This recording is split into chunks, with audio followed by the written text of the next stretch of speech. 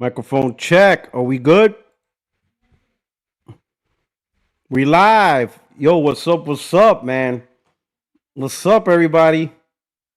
What's up, my friends, my family, my fellow gamers? You know who it is. Your only friend these YouTube streets, P Rock, Puertorock77. We are live, man. Oh man. You can see the cheesy smile. Yo, I'm smiling. How you guys are doing? I'm great. I'm great. Life is great, man. Life is great, man. You know what I'm saying? Shout out to Donnell. You showed that ugly mug. Hell yeah. You know what I'm saying? Hey, I got a face that my mama loves at least. You know? Man, but everything's great. How you guys feeling? I'm feeling great, man. I'm feeling fantastic. It's beautiful. The weather's getting warmer. You know, I enjoyed my time in Florida. Spent uh the Easter out there. Oh no. Um Good news. I got my S95F. So that a Samsung S95F TV came in today. So I set it up and stuff like that. You know the base of it because I don't have it hanging on the wall. So I use the TV stand that comes with it. Yo, that sucker is like heavy as hell. I'm like, yo, what's up with this TV stand? Yo, that shit's like, yo, that shit's a hefty. Like the TV itself is light as hell, but the stand, I'm like, yo, what's up with this stand, bro? Y'all have a S95F or whatever? Any of you? Y'all know what I'm talking about? That damn stand? Like 90% of the weight of the box is those three or those two stand pieces. You know? Oh, the TV I bought, I got the Samsung S95 OLED. So it's my first OLED TV. The TV I was using uh, was I had a Samsung QLED. I bought that in 2020, right before I bought the PS5 because it had the HDMI 2.1. It had all the bells and whistles for, for gaming, for my PS5 and stuff like that. I want the VR and all that stuff, right? Even though the PlayStation 5 didn't have VR at the time, but I knew it was gonna get it. It's software. That was eventually. Everybody was, well, not really everybody. Xbox fanboys was like, oh my god, no VR. I'm like, it's software. They're gonna add it. Like you guys are crying over something anyway. But I added it, so and then when I got the Pro, my Pro took advantage of that TV and stuff, right? But that TV is in storage. For those that remember, I retired from the Marine Corps, and the Marine Corps is paid for my final move out of California. The original plan was to go to Florida, so all my stuff, my housing goods and stuff like that I had in California is in Florida in storage, and it'll stay there till December. But now I'm currently out in North Carolina and stuff like that. So I'm staying here in North Carolina because I have my house here and stuff like that. But I don't have my TV, right? And the TV I was playing on was LG 4K, but it's not really a good gaming TV. It's definitely not OLED. It didn't have HDMI 2.1. It was a 4K TV. In fact, that LG 4K TV, I bought it in Germany during COVID when I got stuck in Germany. So, little story time for those of you who are new to the channel. Let me tell you a little quick story. This is a chill day. Let me tell you a quick story. So, in 2020, when COVID happened, it just started. Not even just started. This was everything is getting crazy. This was March, in fact. I had orders to go to California. Right. This is 2020 because I got promoted. I got promoted to Master Guns, which is the highest rank you could get in the Marine Corps for enlisted on the enlisted side. Master Guns and Sergeant Major E9, right? So Marine Corps does things different than other services. But there's two E9s in the Marine Corps. There's Sergeant Majors and then there's Master Gunnery Sergeants. I went the Master Gunnery Sergeant route. Anyway, got promoted. So then, of course, execute new orders, right? In March. The week of March, Monday and Tuesday was my pack out for all the furniture we had over there. So Monday and Tuesday, all furniture got packed up and shipped out. Wednesday, my wife flew out. So she flew out first. I was supposed to follow behind her like a week or two after, right? Because I had to still finish some administrative stuff to fully check out of Germany, right? So she flew out Wednesday. Thursday, at the time, the Secretary of Defense announced all orders have been canceled due to COVID. All orders across the Marine Corps, across all services. Nobody's moving nowhere. We are stuck where we're at. My furniture's gone. My wife is gone. I was in an apartment because we had military housing. I had nothing there except for my PlayStation because I was gonna hand carry it and maybe my clothes. The stuff I needed for about a week or so. And I'm like, the fuck? And then here's the crazy part. The housing office still said I had to leave because I can't stay in family housing because I don't have family. Because my wife is gone. And I'm like, but this is a situation that, like, we understand what you're saying, but there's no policy for a scenario like this because this is something that's never planned. So they can only go by the rules that they currently have, and the rule says when the wife goes, the service member no longer rates family housing. They have to go to single housing, but there was no single housing at the time, right? For E9, I was like, oh shit, what the hell I'm gonna do? I'm about to be homeless, right? Active duty and homeless. But luckily, the first sergeant that was there, he's a cool dude. In our unit, we had a lot of reserves. Like 40% of the unit was reserves. So there's reserves coming out. There was one reserve, a gunnery sergeant. She just got there. Her orders got canceled, and she was directed to go back home. They were not going to pay for her to stay there for the full year to do her tour. They said nope because of COVID, so she flew back. When she was processing out, she was gonna all the rooms was regulated by the army because it was an army base. So the army regulated it. So she was gonna go back to the army housing office and turn in her room key. She was living in the staff and CO floor, so she had barracks rooms, but for staff and COs, for leadership. The first sergeant said, no, give me the key. I'll turn it in for you, so that way you ain't got to worry about it. Just go do what you gotta do, get your flight, whatever. Shoot out the next day. First sergeant, he hooked me up. He's like, hey, yo, bro, I got something. He's like, my second, I got something. I got a room. The army thinks, the room's gonna be occupied for the year.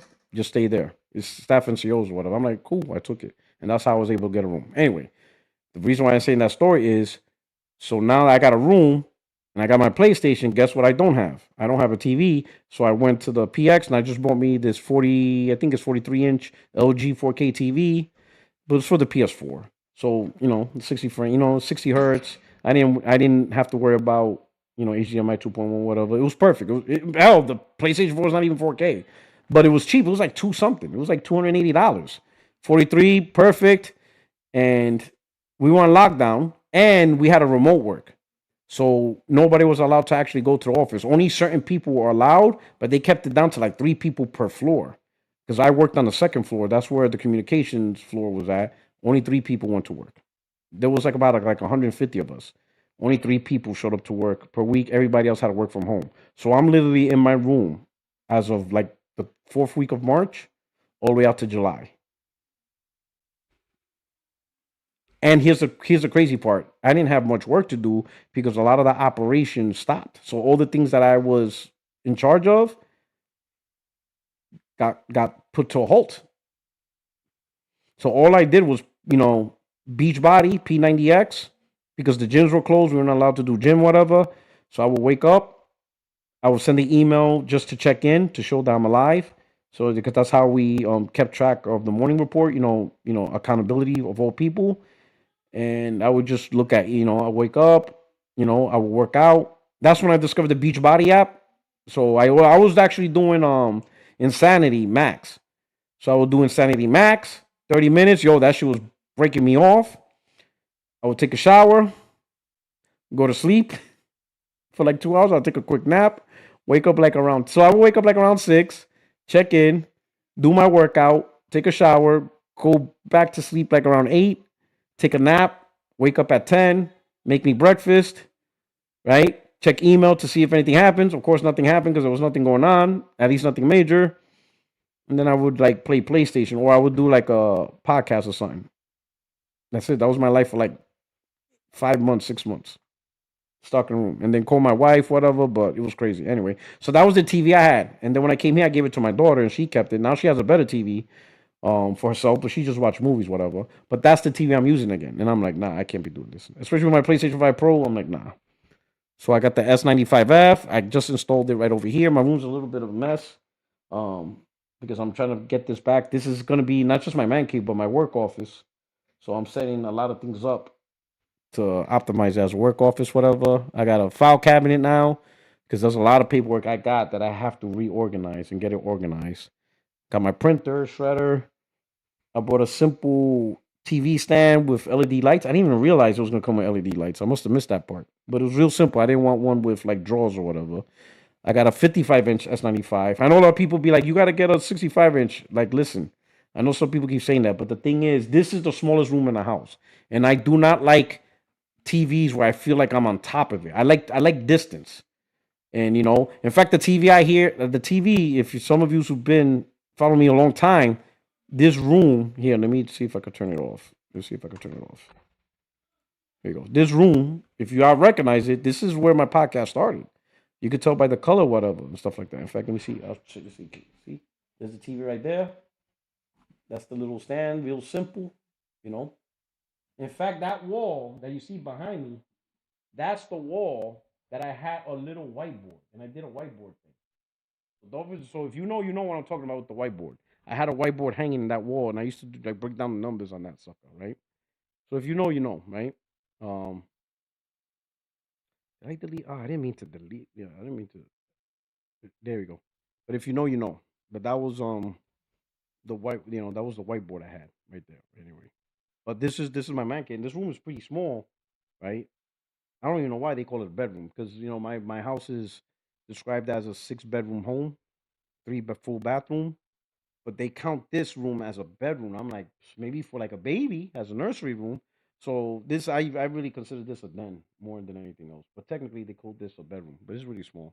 But the other 5 bedrooms are big. Anyway, I always pick the smallest room in the house, and the TV I had here was 50-inch, and I was more than happy with 50-inch. Actually, I was looking for a 50-inch to be honest, because that's perfect for what I use. Because my Samsung QLED is 50-inch, so I'm happy with a 50-inch. That is perfect for me. But they don't make a S95 50-inch. The smallest is 55-inch. So this TV is a little bit bigger than what I would like, but I'm fine with that. 65-inch ain't no fucking way. Because it would feel like for me, it feels like you ever been in a movie theater and sat in the front row? It's a terrible experience. That's how it feels like when I have a big TV you know. And to be honest, this one like because I have stuff on this side. I used to have a small couch, but I can't put a couch there no more. So I'm actually gonna end up sitting closer to the TV than what I would like to be. But that's all right. That's okay. That's not a big deal and stuff like that. But yeah, the S95 is that screen, that OLED screen is like raw. That shit is beautiful, bro. That shit is crazy. Now I don't mind big TVs because the TV I have for the living room is 75-inch, and I want to upgrade that, but it's not OLED either. But it's LED. But I would like to upgrade and maybe get an 85-inch OLED. But for the living room, I like big living rooms, so that's because that's where I have all the family. So I don't mind big TVs there because I have the space to enjoy it. But in my man cave, I don't like big TVs because it's just too big. And like it kind of like forces you to like you have to look around. I like to see the whole TV and maybe and like the outside of it. That's just me. You know, but yeah, this TV is incredible. I was like, holy shit, like yo, like OLED is the truth, bro. That shit is the truth. You want the full picture? Yeah, you want the full picture without having to kind of like move around or like you move your eyeballs around, or like as the scene develops, you're like following the scene because it's too big. So you're kind of like doing this. No, I like to see everything all in one shot, all aspects of the screen, like, like that's the reason why people like to sit in the back of the theater. You get to see the whole theater. Vice, the closer you sit, the more, you have to use your peripheral vision, stuff like that. Um, um, So no, my the Samsung TV that I had before is QLED. This one now is OLED. So I had a QLED TV, 50-inch, um, that I bought in 2020, and I was fine with that. It's a good, I ain't gonna lie, still a beautiful looking TV. It's just that OLED is just so much better. I mean, I instantly saw it. I instantly saw the difference. I'm like, yo, picture, color, everything. I could instantly see it. Um, the QLED was still beautiful, man. Graphic. So it's just something better. But I'm glad I picked this up. Because yeah, because the QLED, the TV I have upstairs is a huge downgrade from the QLED. So I had to upgrade, but now that I upgrade. I went hard. I went big. You know what I'm saying? And oh man. So right now I'm gonna play Resident Evil because I held off on playing Resident Evil until I got my OLED TV coming. So that's why I haven't played it yet. But yeah, I'm gonna enjoy some Resident Evil this weekend. Oh, I can't wait. Stuff like that. You know what's crazy? I won't be able to play Cyberpunk because I got Cyberpunk physically. I bought the physical disc, the PS4, and then it has the PS5 upgrade for free, and now with the Pro upgrade. But I bought it. Best Buy had a deal for like $8, and I bought it. Somebody, it was like Wario, PS4, Cyberpunk 2077 at Best Buy for like $8. And I'm like, man, I hope I'm not too late. I clicked on the link, went up to the Best Buy app, and yup, it was like $8. And I got it and I bought it. But I never played or installed it. I just left it alone. And now I'm like, fuck, this is the perfect time to play it, but I don't have it. It's in my shipment storage.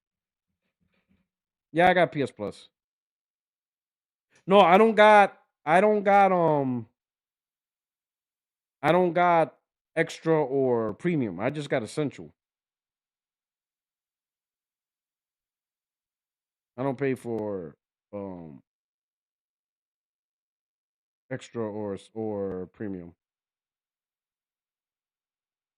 And the only reason I have essentials because I always had like PS Online, and I stacked it all the way out to like 2030 something.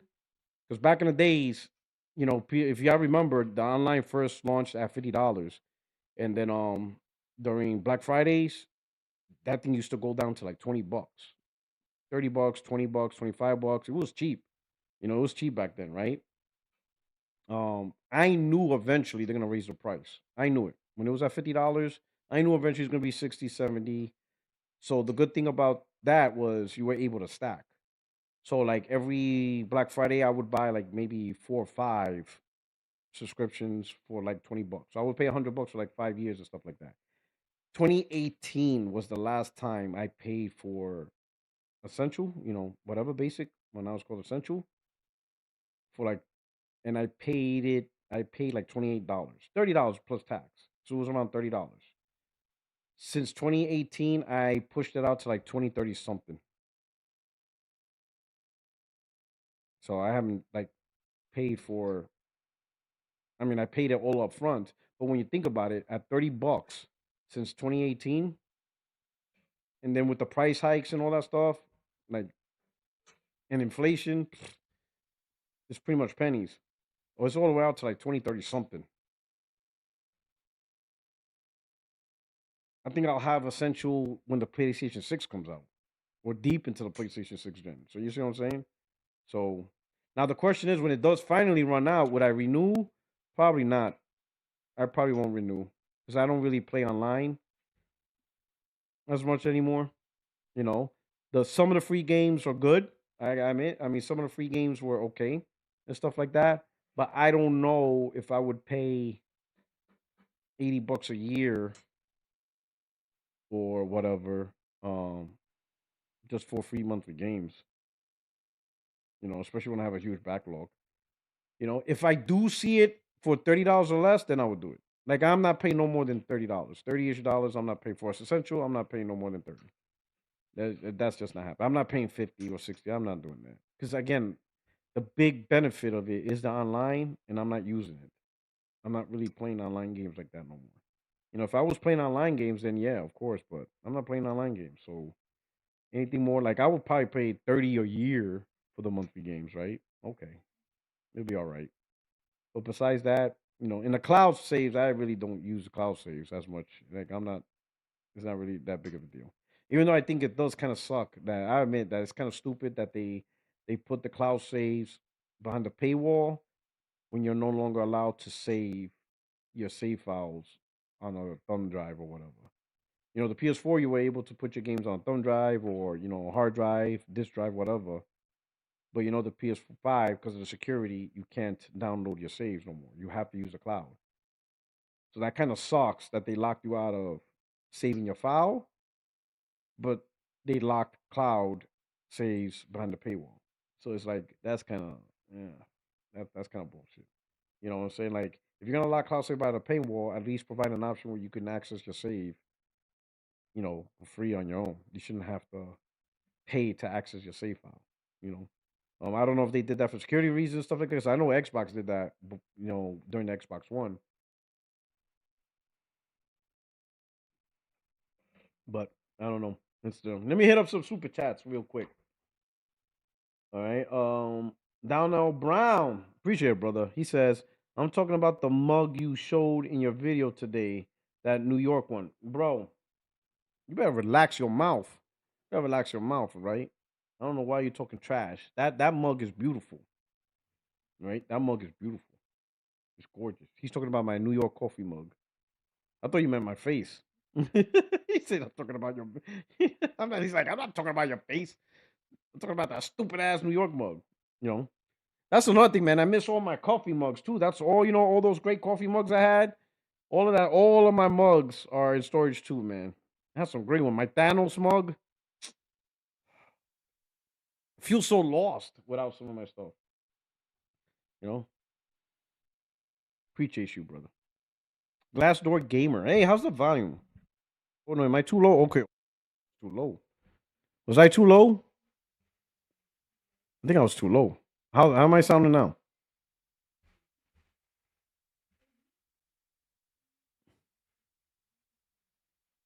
I could have sworn he was talking about my face when he said that mug.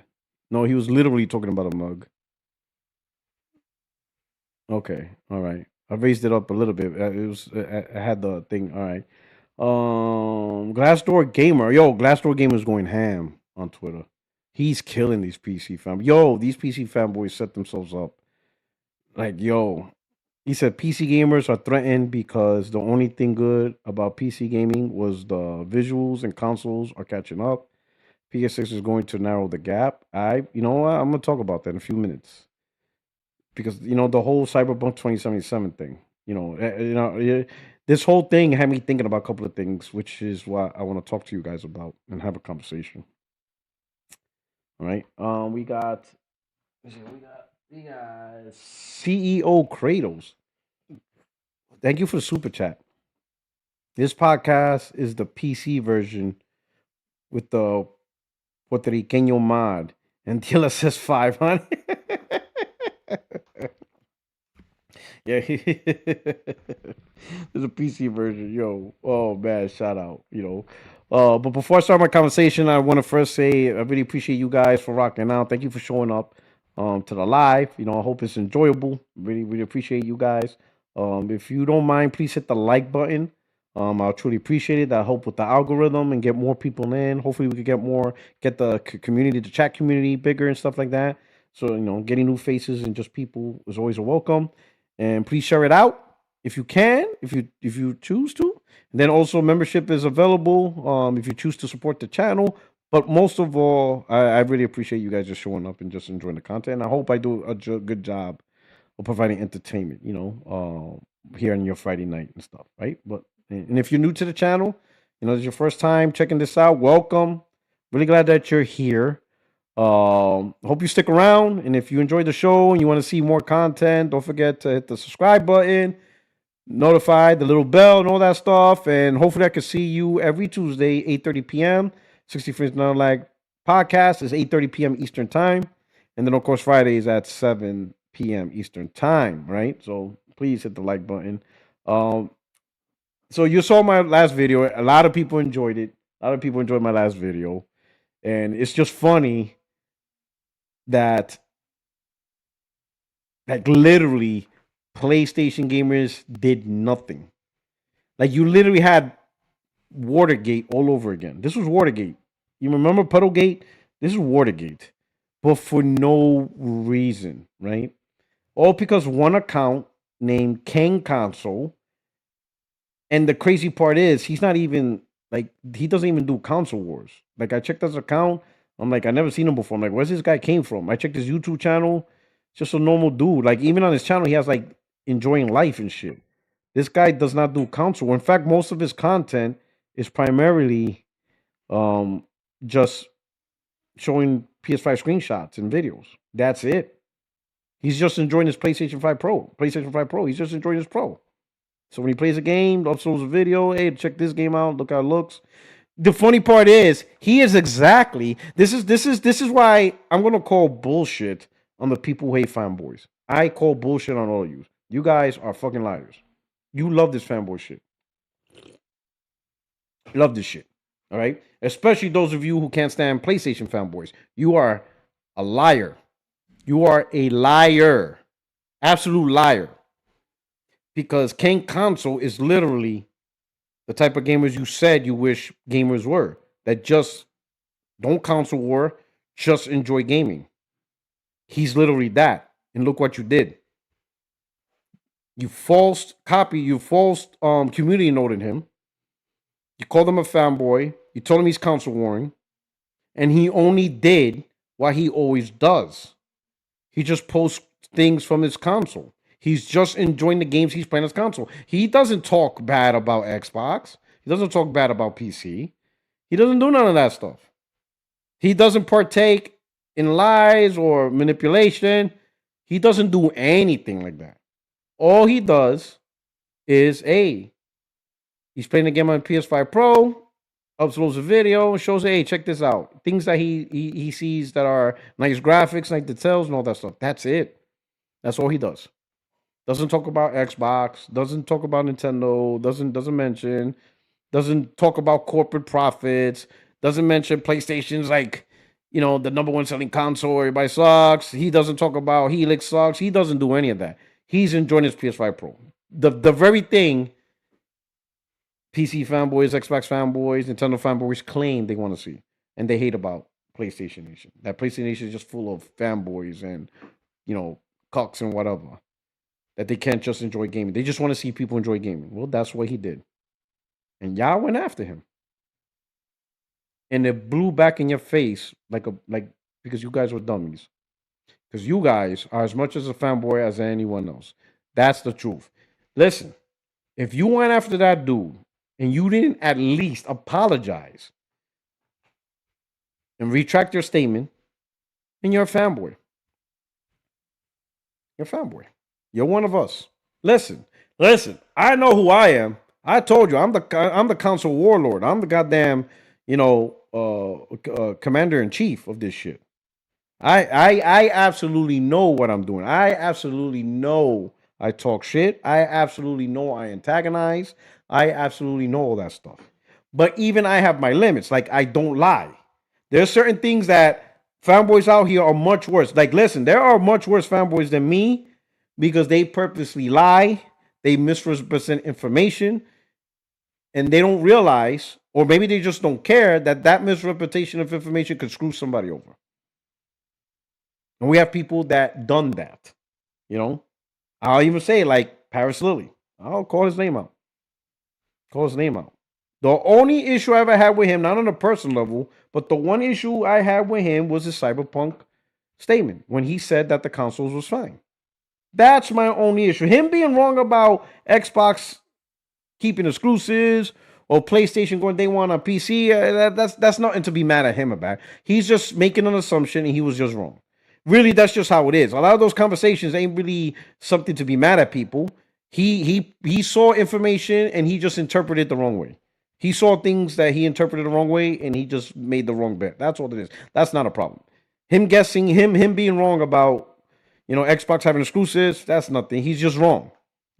I was wrong about, PlayStation and, them eventually going day and day. Especially after Helldivers went to Xbox, I crashed out big time. I was wrong on that, because that threw me off. That threw me the hell off. It did. That just didn't make sense. It still don't make sense. I'm sorry, it don't make sense. It just doesn't make sense. Helldivers ever going to Xbox, even as a live service game. You know what I'm saying? Hell, PC still don't make sense. You guys know me. I never agree with the PC strategy on any level. Even when people say, oh, but that's how live service games, I'm like, then don't do live service. None of that ever makes sense. But that's why it's only confused me more because this is just weird. But anyway, so I get you're being wrong, whatever. So Paris being wrong about exclusives, okay. Paris being wrong about PlayStation going day and date, okay, whatever. Not a big deal. But when he said Cyberpunk 2077 was fine on consoles, he said that. You saw how the game launched. That is why I have a problem with any social media content creator from any side of the house. I don't care if you're PlayStation, Nintendo, PC. When you outright lie about something, that's just downright messed up. Because someone's going to listen to you and they're going to buy it. When Colt Eastwood said Redfall was fine, that's where he messed up. Sure, he's a huge fanboy and he manipulates a lot of information. Sure. Oh, I heard a rumor that Xbox is, outselling PS5 globally, is ahead of PlayStation. Okay, whatever. It's not going to hurt nobody. It's bullshit information, but you're not hurting nobody. But when you lied about Redfall and said it's running great, you hurt somebody. Because somebody bought that game. I mean, granted, it's Game Pass, so at least maybe there's a saving grace, on that front. But that's screwing people over. You don't screw people over with this shit. You don't fuck with people's money. Excuse me for my cursing. Don't fuck with people's money. Don't take your fanboyism and your grifting and screw people with their money. It would be better for both of them, because this was the scenario. They never played the Xbox version. I know they didn't, because the company was not going to show them a bad version. They only played the PC version on the high end. I know they did. What they should have done was, when people ask, what about the console? Be like, hey, I didn't actually play the console version. I played the PC version at this high settings. The console version, the developers, publishers didn't give me access to that. I'm sure it'll be fine. I mean, I don't see why not, but I'm just going to let you know, I don't know how it runs. If they would have done that, okay, you assume it might be fine, but at least you tell them, but you cannot confirm it'll be fine because you never played it. You only played a high-end PC. Obviously, it's the best version, and that's why you played. Based on that version, it's whatever. Okay, they didn't do that. So to me, that's as low as you go when you tell people, when you don't tell the truth, and people make decisions and screw them over. I never screwed over nobody with their money. Not doing that. I'm not gonna screw over them. I crack jokes. I talk shit. I may be a little bit aggressive. I thrash people in their careers after a debate. Sure. But I'm not going to lie to any of you guys. I'm not going to lie to an Xbox fan. I'm not going to lie to a PlayStation fan. I'm not going to lie to anybody where they can make a decision and they get screwed over because they listened to me and I made up a lie. Never done that. That happened. So that's where, so it's funny, you got a community talking about fanboys, but yet they let people lie that could potentially screw their money over, screw their situation over. It prevents them from making the best decision possible. You see what I'm saying? So with this, you got this dude King Console. He don't console war. He don't do anything. He did what he normally does. Post stuff from his PlayStation 5 Pro. PC gamers couldn't believe what they were seeing. They couldn't believe what they saw was from the PS5 Pro. They saw it, they looked at it, they're like, nah, that can't be PS5 Pro. He's lying. And they chastise him. Talk shit, console warring, thrash him. When he's never done that. I could understand if that was his MO. If his account was always misleading. And he just has a reputation of misleading, making stuff up, using fake images to misrepresent the PS5 Pro. Like if that was something that he traditionally does and he's known for that, okay, I got it. He grifts and he chases the algorithm and he lies to people, showing things that's not really true. Okay, I get that. But he's never done that. He's never shown a propensity for that. He never shown fake images. But they went after him. They went after the guy that they say we should be more like. Just enjoy games. Just talk about PlayStation. Don't talk about Xbox. Stop talking shit. Just let people enjoy stuff. Just enjoy the love of gaming. He's that guy. He's literally what they want out of PlayStation gamers. And they still talk shit. So get the fuck out of here. I'm not listening to any of you guys saying, oh, you PlayStation shit. Fuck you. Because even if we were like that, you would still talk shit. Fuck you. What? Now I'm going to double down on my evilness. I'm going to double down on the warring.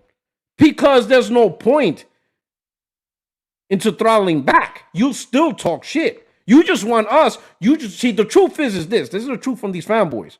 They just don't want us to expose their bullshit. They want their bullshit hidden because they won't talk about it themselves. We're the ones. Just put it this way. They want us, because I get this all the time on my Twitter. Oh, still talking about Xbox. Oh, why don't you just shut up? Whatever. They want their bullshit silenced. Because guys like me, guys like us, PlayStation guys, we're the ones that tell people Xbox is in trouble. We're the one that tells people Xbox, these games are not going to be exclusive. They're going to make games for PlayStation. We're the ones that tell them, man, they're going PC. Because they won't do it. But they don't want nobody else to know. They don't want people to know Xbox is in a shit position. They don't want people to know that Microsoft was going to put games on PlayStation. Right? They don't want that information out there. Because they're not saying that. Because let me tell you something. I guarantee, even within your own Xbox community, even you hardcore Xbox fanboy, you did not learn that Xbox games were going to PlayStation from your favorite Xbox content creator. None of your favorite Xbox content creator warned you about Xbox games going to PlayStation. None of them. Not a single one of them told you that. The ones who told you about your console and your favorite company was making games for PlayStation and they're going to put games on PlayStation, that came from a PlayStation content creator. Or a guy like me whose preference is PlayStation. Hell, call me a PlayStation content creator. Call me whatever you want. But the info we provided did not come from your favorite Xbox content creator. They didn't tell you. None of them told you that. None of them. In fact, they pushed back on it. They claimed that we were frauds or we're lying. Jazz Gordon literally does interviews. Literally interviews the execs of Xbox. Yet when the conversation was Xbox and games going to PlayStation, he says that's just hard hopium for fanboys. And he literally talks to execs. I don't talk to any exec. Ain't no exec talking to me. And I told y'all back in 2019 this was going to eventually happen. So how does a guy who talks to Microsoft execs, he did not tell you guys, Windows Central himself did not tell you Xbox games going to PlayStation. It was a PlayStation guy that told you that. PlayStation guys told you that stuff. So all you Xbox guys, this whole thing that came out, a PlayStation account or a PlayStation personality or someone who's partial to PlayStation told you factual information. They told you the real. We told you how things were going to play out. It wasn't Xbox guys. Xbox content creators did not tell you about what was happening for this gen for Xbox. It was PlayStation guys. So you could, you call PlayStation guys fanboys all you want, but at least we know what the hell we're talking about when we speak the truth. Even the PC guys got it wrong. I mean, look at Alex. He's a PC guy, and he fucked up. He told you guys PlayStation's doing day and date. Well, that ain't happening, right? Xbox is having exclusives. It was only Activision Blizzard games that he was talking about going to PlayStation. Well, he was wrong on that too. You see what I'm saying? It's the PlayStation guys. And because we're getting it right and getting things on par, they don't want us to talk about it. Shut up. Just enjoy gaming. Whatever. Okay. But when you do have a PlayStation guy, that is literally what they want. Don't talk about Xbox. Just worry about your PlayStation. Enjoy it. And the dude's like, Ken Console. He just enjoying his pro. They still go after us. They still go after PlayStation guys. So fuck you. Fuck peace. For what? If we all collectively woke up tomorrow and all we did was talk about PlayStation, we didn't even talk about console sales, we didn't talk about market share, we do none of that. We just post our games and put it on Twitter, and we just talk about the games we're playing. Every single one of you PC fuckboys will be in the conversation for no fucking goddamn reason. So don't give me that bullshit that you guys ain't PC fanboys. You'll be all up on our fucking nutsack. You'll be riding our nutsack. You'll be swinging on our nut hairs like Tarzan. If PlayStation said, you know what, if we collectively all did a decision and says, you know what, we're done talking about Xbox, we're done talking about PC, not even worth it. We're just going to talk about PlayStation and the games we're playing. We're not even talking about sales. We're not even talking about corporate sales. Nothing. We're just talking about the games we're actually playing. Hey, look, this is the game I'm playing. Check this out. Let me upload a video. Wow, this looks really nice. And then another PlayStation character does that, and everybody's just doing that. You PC fuckboys will still be all up in the conversation. You'll be all up in the conversation, Councilwoman. So even so it's like they want us to pacify us. Oh, speak peace, so they could come in and fuck with us. No, fuck you. Hell the fuck nah. What y'all did, we're using that shit because you guys fucked up. You PC gamers, damn, I'm cursing a lot. I need to chill out. You guys messed up. I apologize for the foul language. Y'all messed up. Y'all absolutely messed up. Because you guys failed the blind taste test. Because as soon as the first PC guy said, this is not PlayStation 5 Pro, this is PC with path tracing and the clear water mod, you all looked at the image and you all said, yup, that is PC, and you all piled on. All of you's piled on because you thought that image was PC. And because you thought the image was PC, you're pretty much saying that's not something PS5 Pro can do. That's a great looking image. And then with the mod, it makes it even better. And you guys were claiming this was path tracing. You guys, because you thought you were looking at a PC footage, you called it for what it is. The problem is it was actually PS5 Pro footage. You can't take that shit back. You messed up. You done messed up, AA Ron. You done messed up. You can't take it back. You cannot now say, oh, that don't look good. You thought it was PC gaming with path tracing and a mod installed.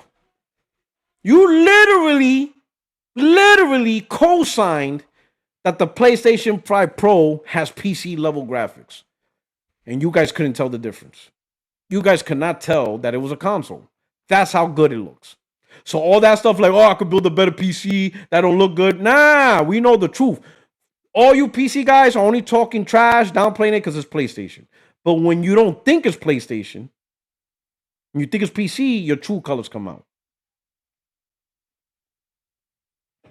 True colors came out. I'm not listening to any dumb stuff a PC gamer says from here on out. You're all frauds. You're a fanboy just like anybody else because you showed your true colors. You all piled on that account for showing him, for him showing just a PS5 Pro footage, but you thought it was PC, you thought he was fake, you thought he was just making stuff up, and you all like, yeah, this path tracing. You were all giving that image praise and glory. Like, you literally guys thought that was path tracing, bro. That shit is wild. You guys can't even tell the difference between ray tracing and path tracing. So, like, 90% of you don't even know what you're talking about. Listen, I'm PC gamers, you're off the list. Like, I ain't listening to any of y'all. Look at Death Singer. Shout out to Death Singer. Even you thought it was PC footage. So, Death Singer cannot say nothing to me. I don't want to hear about him judging PS5 Pro graphics ever. Sorry, buddy. I know your truth now. Truth came out. All you guys, all you PC guys are frauds. You have confirmation bias. Cognitive dissonance. You guys just don't care. If it's PlayStation, of course you're going to bash it every time. We're not trying to hear it. And here's the crazy part. You ever notice? I'm going to bring this up. When the PlayStation 5 Pro first came out, these guys were saying for $700, they could build PCs that could outperform the Pro. Now the Pro costs $900. They're no longer saying, hold up, I could build a $700 PC that outperforms the $900 Pro. They're not saying that.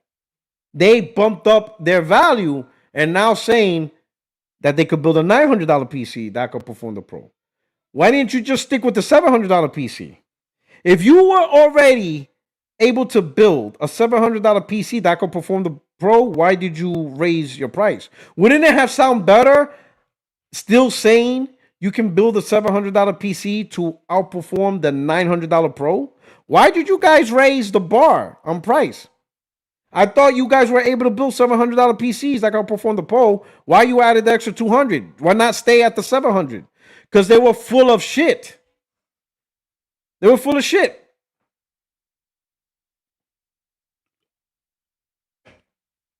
If you were able to build a $700 PC, stay at $700. Why would you add another $200? In fact, you would have made a better case. Bro, for $700, you could build a better PC than a $900 Pro. That sounds much better. A more powerful PC at a cheaper price. But y'all went up because y'all were never able to build a $700 PC to begin with. And I don't think you could build a $900 PC, man. Cut that out, bro. Y'all lying. Y'all lying. Y'all talking about builds you guys don't even play on. That's what's even worse. These guys, you think they'll play on a $900 PC? The ones that talking the shit. And you know what? Not even that. Some of you don't even have a good PC to begin with. So you guys are just lying. Some of you don't even own a PC. Y'all frauding and you're playing on your brother's PC and y'all frauding. You don't even own your own PC, gaming PC. Some of you are playing like on a 2060. Like, shut up. Why are you even in this conversation? Homeboy's on a 2060 talking. Like 90% of you PC guys shouldn't even be in the conversation. Why are y'all talking about it? You guys are talking about as if you guys have a 4090. You guys don't have no goddamn 4090. You're just lying. You're on a 2050. Shut up. You know, RTX. You know, you're on a, what is it, RX 580. Shut up. You guys are fraud. There's just too many frauds on this one. You know? So there's really no point in trying to go legit because they're just going to talk shit anyway. They're liars. They're frauds. They're just liars. But they did speak one truth, and that's, the PlayStation 5 Pro is a great console because they thought it was a PC. They thought they were seeing path tracing. Shout out to Glassdoor Gamer. That girl Amazing is one of those fake non-fanboys. She took a pic of her gaming setup. In the back, she had this is an Xbox ad on her smart fridge. Yeah, I know who you're talking about. The Amazing girl, whatever. What's funny is, right, some of the Xbox guys, they're like, oh, why are we talking about water? Like, for one, this thing blew up because of PC gamers. They made this into a big deal. They're the ones that made it into a big deal. It was just a simple video showing ray tracing reflections. PC gamers made this into a Watergate, not PlayStation guys. And two, PC gamers and even Xbox gamers do that shit all the time. Hell, I remember when Sea of Thieves came out, they were talking about the water. Now all of a sudden we can't do it? Why is it that PC gamers and Xbox gamers, they do the stupidest stuff, right? Where they do whatever, look at this, look at that. But then when we try to do it for the Pro, it's like, oh, why y'all doing that for? You see the nonsense that this happens? Absolutely ridiculous. Absolutely ridiculous. Like, well, yo, what's up? Like, what are you talking about? Hell, I see people with 5090s and 4090s doing reflective surfaces, reflections of cars, of glass, of mirrors, of mirrors. And nobody says nothing. It's perfectly fine. But when we do it, it's a problem. When we do the same thing. How is that a problem? Glassdoor Gamer says, seen so many PC gamers dupe so many console gamers into buying into an experience that they end up hating. That's why I'm doing God's work now on X. Keep doing the Lord's work, bro. I'm going to say this. When I start seeing PC gamers talk about, because this whole thing, it really, this 2026 has really been hard for PC gamers. 2026, they're getting their head caved in. It all, like, one, they know they're not getting Grand Theft Auto 6 when it launches this year. They have to wait like peasants. Gotta wait. PC Master Race, you ain't playing. Oh, but I'm gonna play the definitive version. Yeah, blah blah blah. You're waiting. You go brag about the definitive version. We go play the game. That's what we do. We're just gonna play the game. You talk whatever you want to talk. And that right there, that bites hard. Because one of the biggest games of the gen, and they're just gonna have to sit and watch us play.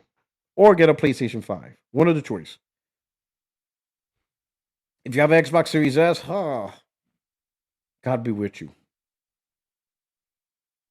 So there's that. And then there's PlayStation pulling out a PC. That really, let me tell you something. PlayStation pulling out a PC for the single play games, that hurt them massively. Massively. Don't let them think that it doesn't matter if they don't even like the games. It doesn't matter. They don't have to like the games. The effect is still the same, right? Because here's the reality. It doesn't matter what the hell they say about PC. They could talk about, oh, we have the largest catalog of games because of indie support. We have the best backwards compatibility going back 30, 40 years. We got free online. We got mods. They could talk about all that stuff. We could upgrade our components whenever we want. And they say all this stuff. But here's the damn truth. None of those damn things matter if you can't play the games you want to play. It doesn't matter. What is a mod or playing Unreal Tournament 1998? Or being able to pay $3,000 for a 5090? Or upgrade my RAM for like $900 to 32 gigs or 64 gigs, whatever. Right? Or online being free. Right? How does any of that help me play Sorrows, play Wolverine, when God of War Trilogy comes out, Intergalactic Heretic Prophet, Insomniac has the X-Men rights? How does any of that help me? How do I play Ghost of Yote, be Ghost of Yote? Tell me, how does mods on PC help me play Ghost of Yote? How does any of that help me play the games I want to play? And the answer is it doesn't. So then it doesn't matter. You can't entice me with shit that you like or you pretend to like. And the things I want out of a gaming console, I can't have. So I'm going to trade free online. Oh, I got free online, but I don't even really play games online. But let's say if I did, okay, I got free online, but now I don't have access to certain games that I want to play. That's not a fair trade-off. That's a stupid trade-off because the core reason for any gaming platform is to play the games you want to play. To play the games you want to play. Not to play games. To play games you want to play. Because you go on a device to play games, but they may not have the games you want to play, like Nintendo Switch. Nintendo Switch plays games, lots of games, but it doesn't necessarily have the games I want to play. Especially when, a couple of weeks ago, I found out Duskbloods is a multiplayer game. That shit, I was like, oh, I went like this. You ever seen the meme? That's me. You ever seen that meme of that guy? You know what I'm talking about? I went, well, when I heard Duskbloods was multiplayer centric, if you guys don't know, Duskbloods is a multiplayer centric game. It is not. And when I mean by multiplayer centric, I'm not talking about like Elden Ring or Bloodborne or Dark Souls where you have the invasions. And no, I'm talking it's literally a matchup. You get into a room, you start the match, I mean, granted, it's PvE, it's like PvP versus E, but it's a match and you're doing things to declare a winner. It is not Dark Souls or Elden Ring, where you're in a single player world with a quasi story and you're just doing stuff and you could get invaded or you can co op. No, it is literally matchmaking rooms. There's like 10 of you, whatever, and then all of you are in this PvE world and you all have to do something to declare a winner. It's literally multiplayer. No, it is not single player. It is not Bloodborne 2. It is not. It is not. Let me show you something. I'm not bullshitting you. Here, hold on. I'll show you right now. Hold on. Um,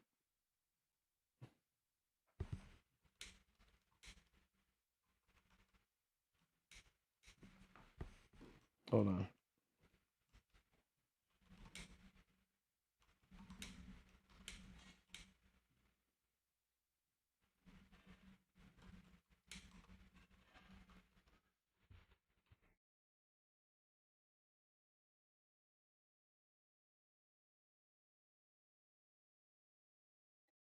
Here, let me show you something. I'll put you right now. Let me share my screen. Hold on. Watch. Okay, watch. I love AI. For a lot of things. I mean, it has its dark things, but here, right here, boom. Is Dark, I asked, is Duskbloods a traditional Souls game by From Software? No. Duskbloods is not a traditional Souls-like game. While it is developed by From Software and directed by Hidetaka Miyazaki, it's an online multiplayer-focused PvPvE title. Unlike traditional From Software titles like Dark Souls or Elden Ring, which are primarily single-player action games with online elements, Duskbloods is designed from the ground up as a multiplayer experience. Key differences from traditional Souls games: genre and format. It is a PvPvE, player versus player versus environment action game where up to 8 players compete in matches. Some sources describe it as an extraction style or battle royale like experience rather than a standard single player venture. Oh man, let me raise. Yeah, there you go. So that way you guys can read it. That's the genre, right? Just in case, here you go. See, make it bigger for you guys to read. All right. Characters. Instead of a fully custom avatar, player choose from over a dozen pre-made vampire-like characters called Bloodsworn, each with unique weapons and abilities. So you can't even create characters. Like I said, this is straight up multiplayer. Movement and combat. Characters' actions are described as more dynamic and stress free than previous titles, featuring sprinting, super jumps, and double jumps. Every character is also equipped with firearms for range combat. Victory conditions. Matches are generally last player standing, but players also earn victory points through both direct combat and strategic objectives. What remains traditional? Despite the format change, the game retains several signatures. The aesthetics, it features Victorian area, challenging encounters. The game still includes signature boss fights and challenging NPC enemies with multiplayer maps. Storytelling. The lore is delivered through a character customization items and fragmented storytelling rather than direct exposition. It's a multiplayer game. Fuck that. That's why I don't have a Switch. I don't think I'm ever gonna get a Switch 2. I have a Switch 1, and I already played it. Didn't even touch it, I'll be honest. So I'm like, what I'm gonna do with a Switch 2 then? This game at least would have been my big system seller. Because I really thought Duskblood was like the spiritual success. Like, I thought it was the spiritual successor to Bloodborne, because From Software did that before. Remember, they had Demon Souls, right? They made Demon Souls, but Demon Souls is owned by Sony. Sony owns that game. So like they couldn't do a Demon Souls 2 and make it multi-platform. Because no, they couldn't do that. So what did From Software do? Dark Souls. Pretty much it's Demon Souls, right? But better, right? I mean, I ain't gonna say better, but more integrated worlds. It's not hubs. Whatever. You guys know, for those that play the game. But that's how they got around the loophole. Dark Souls. So I thought that's what they did. Because for whatever reason, Bloodborne, whatever. I mean, now we know there's some political, what I mean by politics, some conversation between, them and Hideki, whatever. But I thought Bloods was like the workaround. That it was pretty much Bloodborne. It's not. So I'm like, not interested in that. I'm not saying it's a bad game, because Night Rain is out and people love it. I'm just not playing Night Rain. I'm not playing Night Rain. I'm just not interested in it. So I'm not saying it's a bad game. I'm not saying it's gonna flop. I'm not saying none of that. So don't confuse with me not interested, me saying that I'm declaring it a flop. I'm just not interested in it. The same way I'm not interested in Night Rain. And Night Rain did well, sold well. A lot of people are playing it. They like it. I'm just not interested in it. It's not for me. I'm not dealing with it. But because of that, I lost one of my main reasons to buy a Switch. And Metro Prime 4 is out. It doesn't look that great for me. It doesn't look like that I should to pay $450. And I'm not saying you should go multiply, whatever. I'm just saying it doesn't. Metro Prime 4 doesn't look like a system seller for me. So Metro Prime 4 is not a system seller. It would have been a game I played for because Duskbloods became my system seller until I learned about Duskbloods. Because I was looking it up, trying to keep track of it, and then I saw like a video talking about the multiplayer names. I'm like, wait a minute, this guy, like the guy didn't say that it was a multiplayer game because I think he assumed his audience, his YouTube audience already knows that. But I picked up on it the way he described it. I'm like, wait a minute, is this guy describing a multiplayer game? And then I just looked it up and I'm like, this is a multiplayer game. And it just, now I have no system selling game as of now that I really want to play. That the Switch 2 has. There's nothing there, really. Metro Prime 4 doesn't look like a system. It could be a good game, but I'm not paying $450 for it. It's no longer a system seller for me. And Duskbloods was my system seller. Like if it would have been a traditional Souls game, I would have bought it. And I would have played it. And then I would have played Metro Prime 4 since I already have it. And then any game, that looks all right, I would have played in whatever. But right now, there's no system selling app for me. I don't care about Mario, and I'm not a big on Zelda. So those are whatever. But there's just nothing for me. And I'm definitely not getting it for third party. Yeah, okay. And I don't care about portability like that. Don't really care for much. To me, invest $450 just for the sake of portability. I'm fine with the Portal. Portal was $200, and plus my wife bought it for me. But I'm fine with that. That's cool. It's all right. It doesn't pay the bills. But for those of you that didn't know, now you know. Now you know. Look into Duskbloods. If you thought it was a single player campaign focus, yeah, nah. What else we got? Yeah,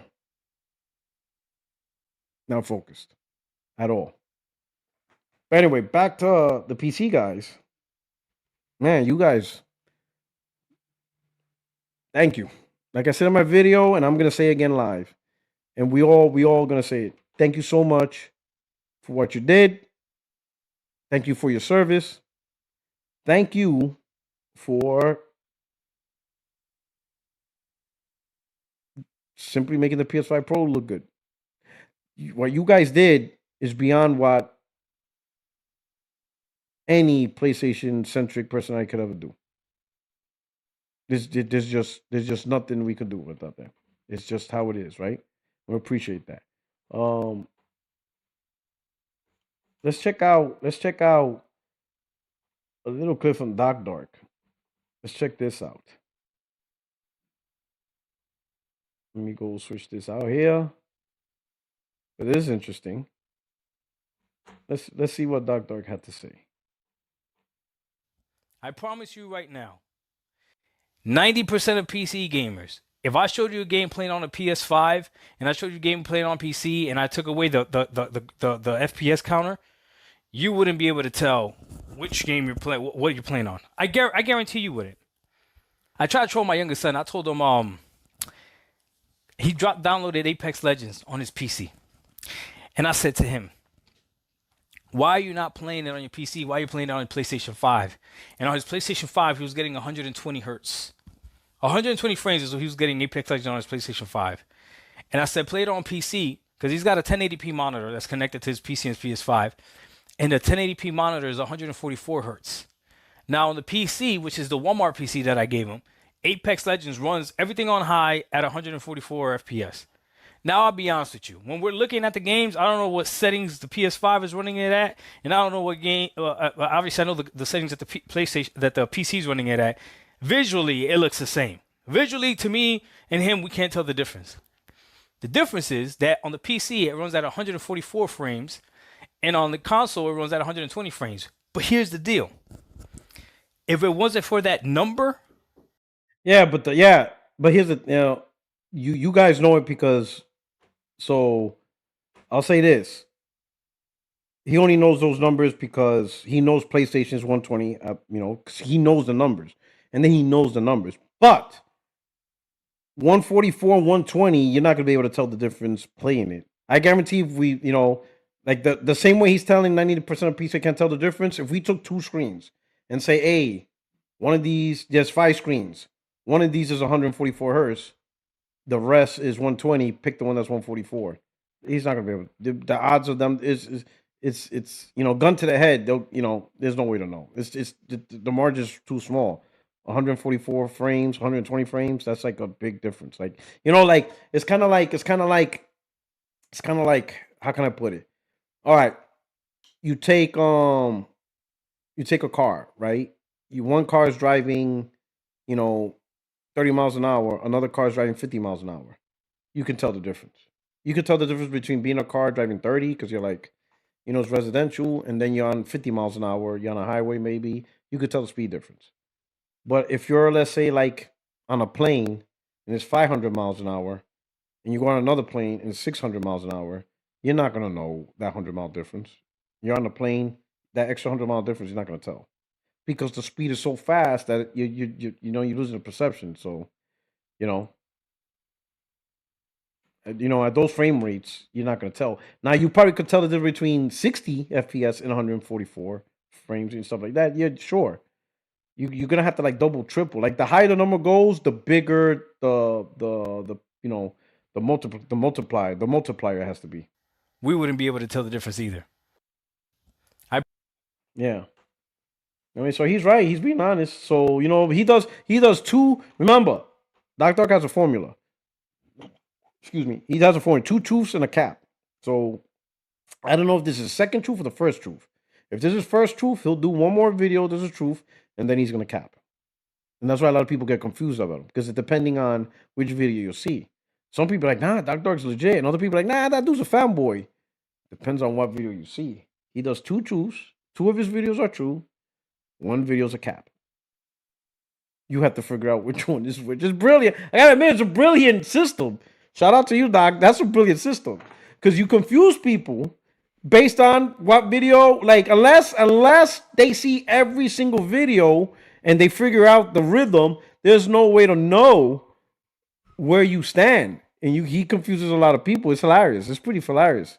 It's a pretty funny system. Two truths and a cap. Absolutely hilarious. Let's see. You saw that video Josh makes on you? Not really. Not really. Does he make videos or he's just clipping Alex? Josh, listen. Earlier I said in this podcast, these PC dudes don't even own their PC. He's the one I'm talking about. He's one of them. He doesn't have a gaming PC, Josh. Josh the editor, his brother has the PC. He plays on his brother's PC.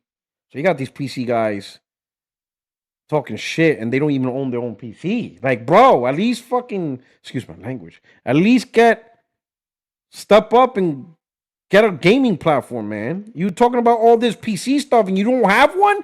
You're playing on someone else's? Get out of here. Your brother could talk trash, not you. You can't talk trash. You don't have a PC. You don't have a gaming platform other than maybe your iPhone or Android phone. That's their only gaming platform.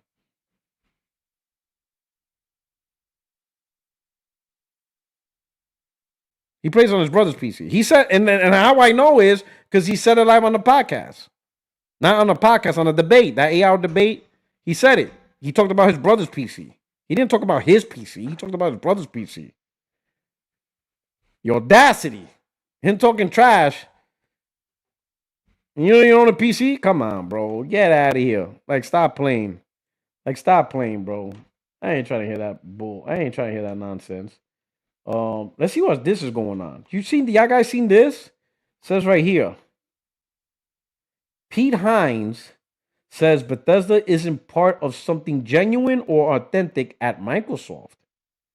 He quit after he felt powerless to do what I think needs to be done to run this place properly. Let's go to Kotaku. Let's see what's going on. It says right here, ex-Bethesda exec says Elder Scrolls 6 maker isn't part of something genuine or authentic at Microsoft. Let me build this up a little bit. So you guys, okay, it says P. Hines had worked at Bethesda for 24 years before he announced his retirement in 2023, just a month after Starfield's release. The outgoing vice president of comms and marketing said in a new interview that he'd been planning to leave for a while after the Microsoft acquisition concluded because he felt powerless to do what I think needs to be done to run this properly. The maker of Fallout and Elder Scrolls was sold to Microsoft along with the rest of parent company ZeniMax in 2021 for $7.5 billion. Without ever mentioning the tech giant by name, Hines suggested in an April 10 interview with Kirk McKeon's Fireside chat newsletter that the new owners turned out to be a bad fit for Bethesda and made his job of managing the storied game studio's reputation impossible. Quote from Peter Hines: I was staying there because this place still needs me, Hines said. I just hit a point of yes, it needs me, and I am powerless to do what I think needs to be done to run this place properly, to protect these people, to maintain what we worked so hard to create, which is an incredibly efficient, well run video game developer and publisher. He continued, and when I was unable to do what I thought my job should involve in continuing to have that place be, it's not the most efficient publisher in the game industry. It was way the fuck up there. And when I couldn't protect it and I saw how it was getting damaged and broken apart and frankly mistreated, abused, whatever word you want to use, I said, I am not going to sit here and watch this happen right in front of me. Hines gave his notice, but ended up staying on longer than expected post acquisition because of Starfield's multiple delays. It was originally supposed to come out on November 11, 2022.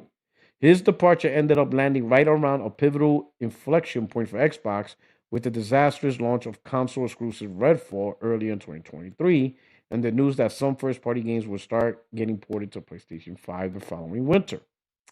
The Bethesda veteran was one of the people called on to testify during the FTC trial over Microsoft's acquisition of Activision Blizzard.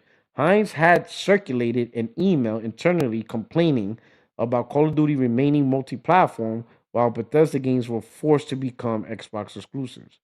He was later required to defend on stand why a game like Indiana Jones and the Great Circle might benefit from only launching on one platform. It had originally been planned as a multi platform release when Bethesda was independent and has subsequently come to both PS5 and Switch 2 as Microsoft has pivoted away from exclusives across most of its first party studios. Hines said the worst part of his career was to join a place that I genuinely was a fan of and people there I genuinely held in high regard and esteem, and then to get there and see how it actually worked. There's a saying for that is never meet your heroes in real life. That's literally what happened to him. He met his hero in real life. You ever heard that saying? That's a saying. Never meet your hero in real life. He continued, to talk is something right. To talk is something, right? But I'm very much about what is the follow up to that. Do you mean what you say? Or are you just saying shit that sounds good and then as soon as you leave this room, that's completely forgotten? Because that is not how we ever operated at Bethesda.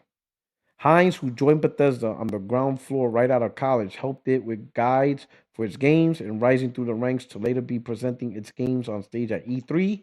Didn't specify who at Microsoft or which part of its business culture he was specifically referring to, but there's clearly no love lost for the Xbox maker turned AI hyperscaler. That's not to say everything Bethesda said we did, he added. Yeah, we probably didn't fucking come close to that, but that was absolutely our intention. We are going to do what we say and say what we do and be genuine and be authentic. And truthfully, I still think Bethesda is just part of something that is not authentic and is not genuine. And that shouldn't be a surprise to you. Yo, this dude just thrashed Microsoft, boy. Yo, homeboy just said this company is dog shit. Yo, you listen. At a certain point, Bobby Kotick said Microsoft should not be involved in gaming. Peter Hines from Bethesda saying this company, get out of here. The recent conversation about 343, Microsoft's just not a very good gaming company as a publisher. I don't know what's up with them.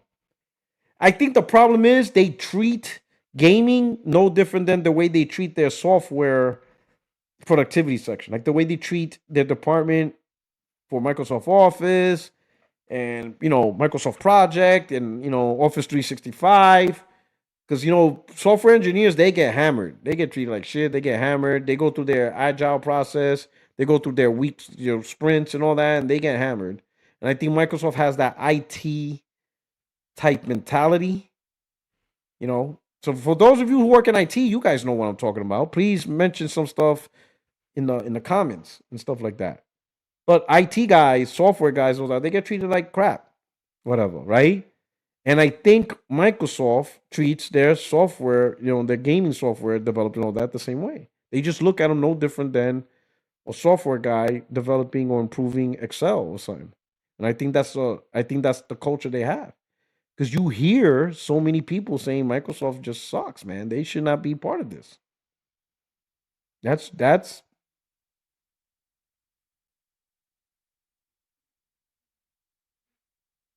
crazy. So my man said, "Man, I'm out of here. This place is garbage." Oh, this is no lie. Shout out. Oh man, you ever heard of an account called Yokio? I see him once in a while. He usually comes, his feed comes in. But this shit is funny. This is true, right here. How many of you feel this way? This shit is funny. Yokio says, "How it feels to follow hard 8 times right now."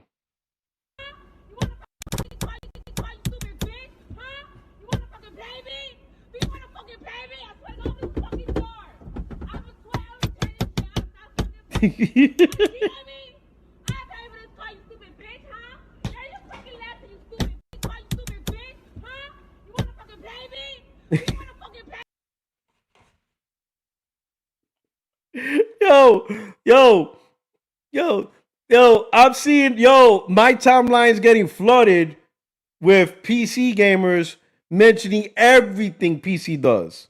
Talk about validation.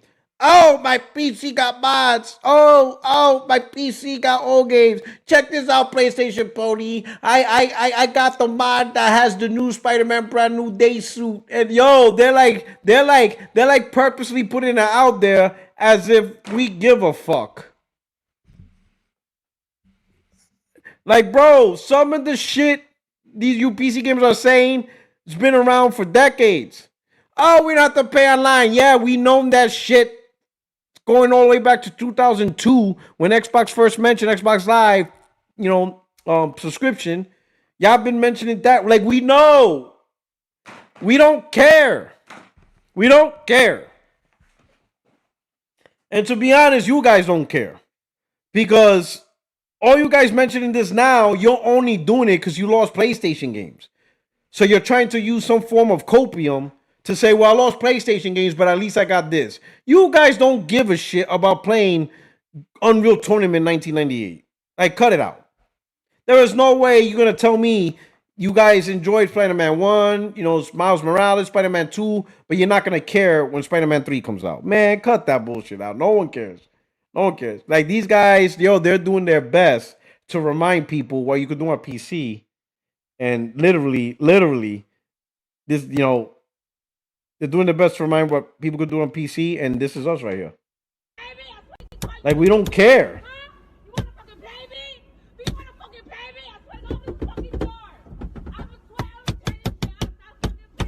You don't care. We don't care. Listen, we don't care. We don't care. Listen, I promise you.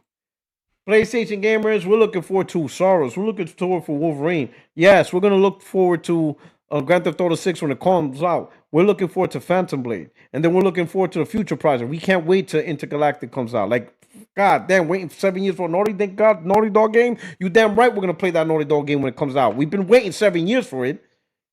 Right? Great announcements of, God of War remake, trilogy, and each game is individually being remade. And whatchamacallit, Cory Barlog's, his new wave for God of War. We're looking forward to all of that. You think we're going to give all that up for a goddamn game made 30 years ago? We could play PlayStation 1, 2 games. So we're going to focus more on PlayStation 1 and 2 games and not current PlayStation 5 games? That's your selling point. You expect me to not get not play on PlayStation because on PC you guys could play Jumping Flash. Really? Really? You're trading in Jumping Flash for Soros. You bugging, bro. You guys are bugging. Nah, I'm not trying to hear that. I don't care what y'all do. Do your taxes. Hey, I do my taxes on my PC. I don't care about that. There's no way a feature on PC, I don't care what the feature is going to override games. Nothing on PC override games. I don't care what it is. I don't even give a damn about the path tracing. That does not override actual games. It will never. No feature on PC will actually override a game I want to play. That's just not happening, dog. Y'all bugging. That's just crazy work, bro. You gotta y'all tripping. So y'all can list all that shit on Twitter. Like I just keep scrolling. I'm like, yeah, okay. If you like it, I love it. You know. But I'm not gonna. I'm like, how many y'all feel that way? I'm just saying, hilarious though. Hilarious what's going on. Let's see what else is going on here.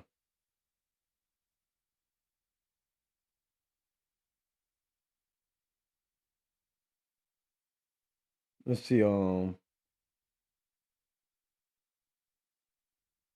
not even gonna get into that.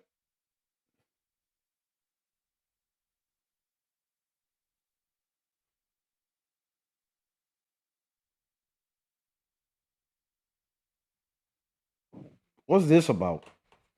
I heard about this. I don't know about this. It's saying Sony is rumored to be making a cheaper PlayStation 6 called the PS6S. Nika MLD says it could cost between $350 and $550. I hope they don't take what because I remember Moore's Law is Dead. He talked about he talked about the PlayStation Series S, let's say, but that was just his idea. It wasn't confirmed. So I hope that that's not happening again. But I'm telling you, that's a stupid idea. Like, we need to stop. Listen, the Xbox Series S concept was stupid. You can't launch a next generation console, but also have another next generation console with weaker specs. That becomes the bare minimum. Like, it just doesn't work. I don't know why we can't let that go. Let's just let that stupid shit go, bro. Like, let the concept go. It was stupid. It didn't work. No one cares about the Series S. It did nothing. Just let it go. One standard console. And then, 4 or 5 years later, you just have an upgrade that's just a more powerful version. But let's not make no mistake. The baseline of gaming for PlayStation is the PS5. That's still the baseline. That's fine. It's a good, competent console. PS5 Pro is just better.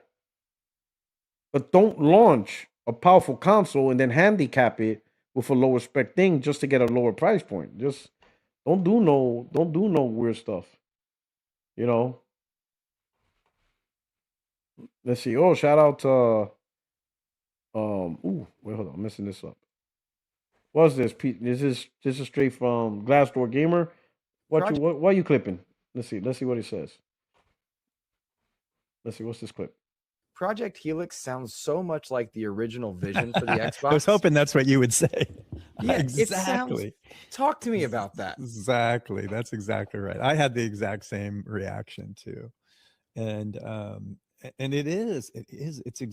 it's very similar to what the original Xbox plan was. Not the Xbox we shipped, but the original plan was that it was going to be a PC running Windows, and it was basically just a PC that looked kind of like a console and pretended it was a console, but it was really a PC underneath.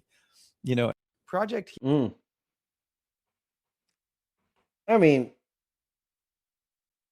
see, this is once again. Remember, like I said earlier, the Xbox guys are not going to give y'all the right information, but they want us to stay quiet about it. The way forward for Xbox is just PC. Microsoft. The way forward for Microsoft's vision for Xbox is PC gaming, because that's the only thing that makes sense for them. Staying console centric in its true form, like the way PlayStation does it and Nintendo does it, doesn't work for them, because a two console strategy. You're going after a market share within the console market, and you try to make money off whatever, the games and stuff like that. By Microsoft going PC, they finally get rid of the whole console concept in its true form. And they just sell you gaming PCs.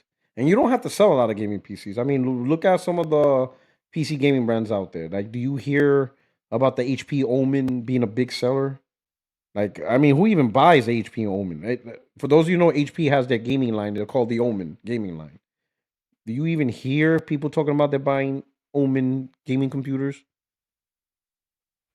Like, who? Like, does anybody in the chat have an HP gaming Omen gaming system? Who in the chat? Type 1 if you have an HP Omen gaming.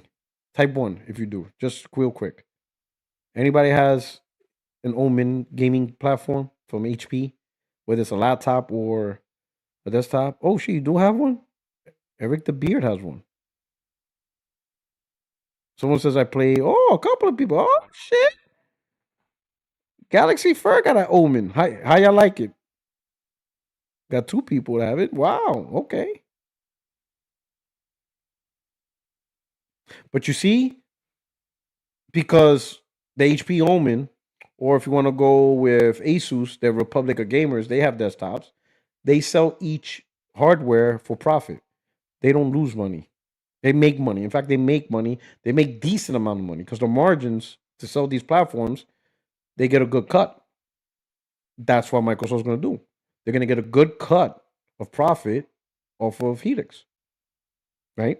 The only issue they had was what were they going to do with the console library? Because all the gamers are going to complain, or at least a few gamers they have left. Like, yo, you're selling me a new hardware, but now I can't play my console library. We're going to call it console library.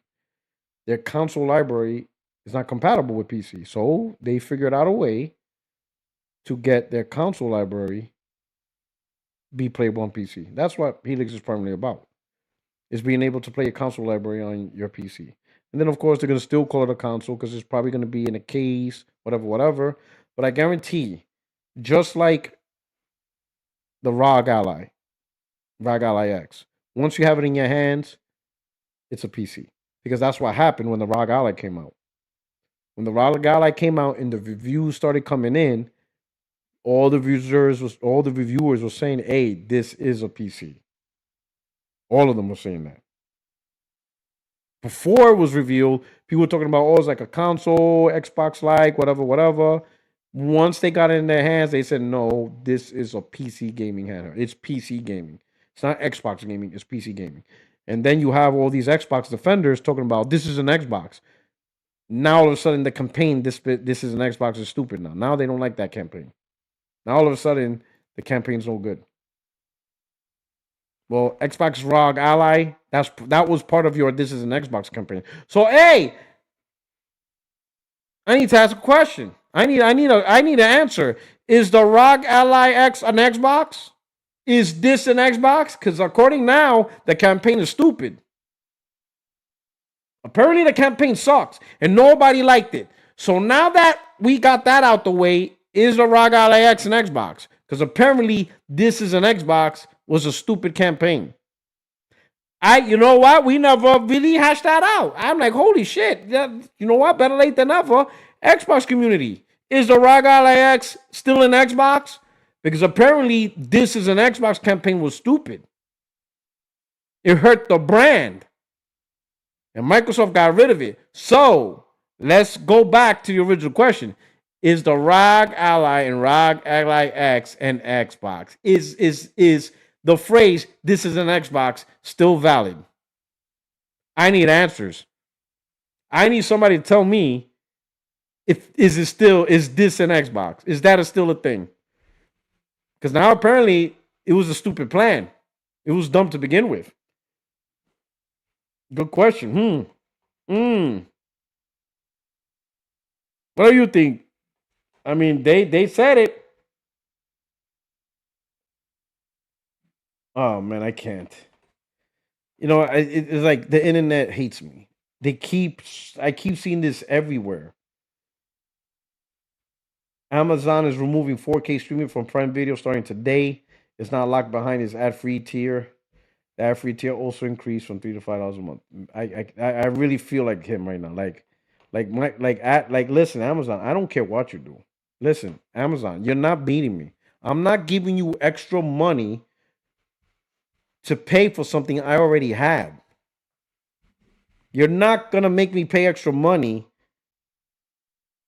to go ad-free when I was already ad-free. You're not gonna make me pay extra money to watch content in 4K when I was already watching 4K. And I'll be honest, streaming 4K is all right, but it's not all that cracked up to be, because it's true what they said. I did watch a 4K movie on disc, on a 4K Blu-ray.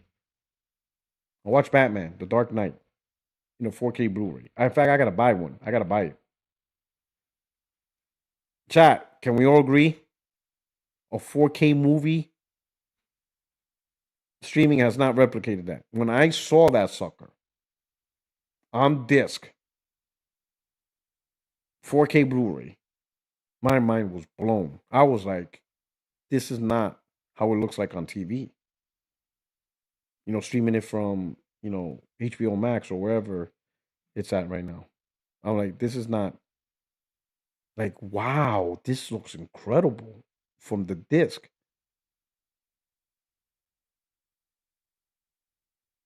Yo, it's not like, listen, no, hey, so Leech could prove it. Listen, you, like, I'm telling you, I don't screw people over and make stuff up. We already talked about that in the beginning of the podcast. I am telling you, streaming 4K and watching a 4K movie from the disc, worlds apart. I didn't believe it, man. I was like, ain't no fucking way. And I would imagine it's probably because of the internet, you know, the bandwidth and all that stuff. But if you want crisp 4K, if you love movies and you want that crisp, true 4K stuff, you got to buy it on disc. And you can play it on your PlayStation 5, you know, this way, whatever. But it's incredible, man. It was, yeah, it's completely like it's night and day, man. It is an incredible visual. So if you just watch 4K on streaming and you never watched a 4K Blu-ray disc, your mind's about to be blown. Just buy one. If you haven't over, if you're on a 4K TV, especially on an OLED, and you got a PS5, just go on Amazon, buy your favorite. I'm not gonna buy every movie 4K because I'm not a video file like that. So I'm not gonna start having a 4K Blu-ray. Some of you have because you're video files. You know, you love, you know, great looking video, which I get it. But even if you're not a video file, like I said, I'm not a video file. I'm not whatever. But buy your favorite movie. If you have a PS5, I mean, it's a 4K Blu-ray player. You already have on the TV. Just buy your favorite movie. Whatever is your favorite movie, that movie deserves to be on disc. And you need to watch it in 4K Blu-ray, Ultra HD. You need to get that. Me, I'm going to get the Batman trilogy. I'm surprised I haven't done it already. I should have been done that. In fact, now that I got the OLED, hold up. Espera un momentito.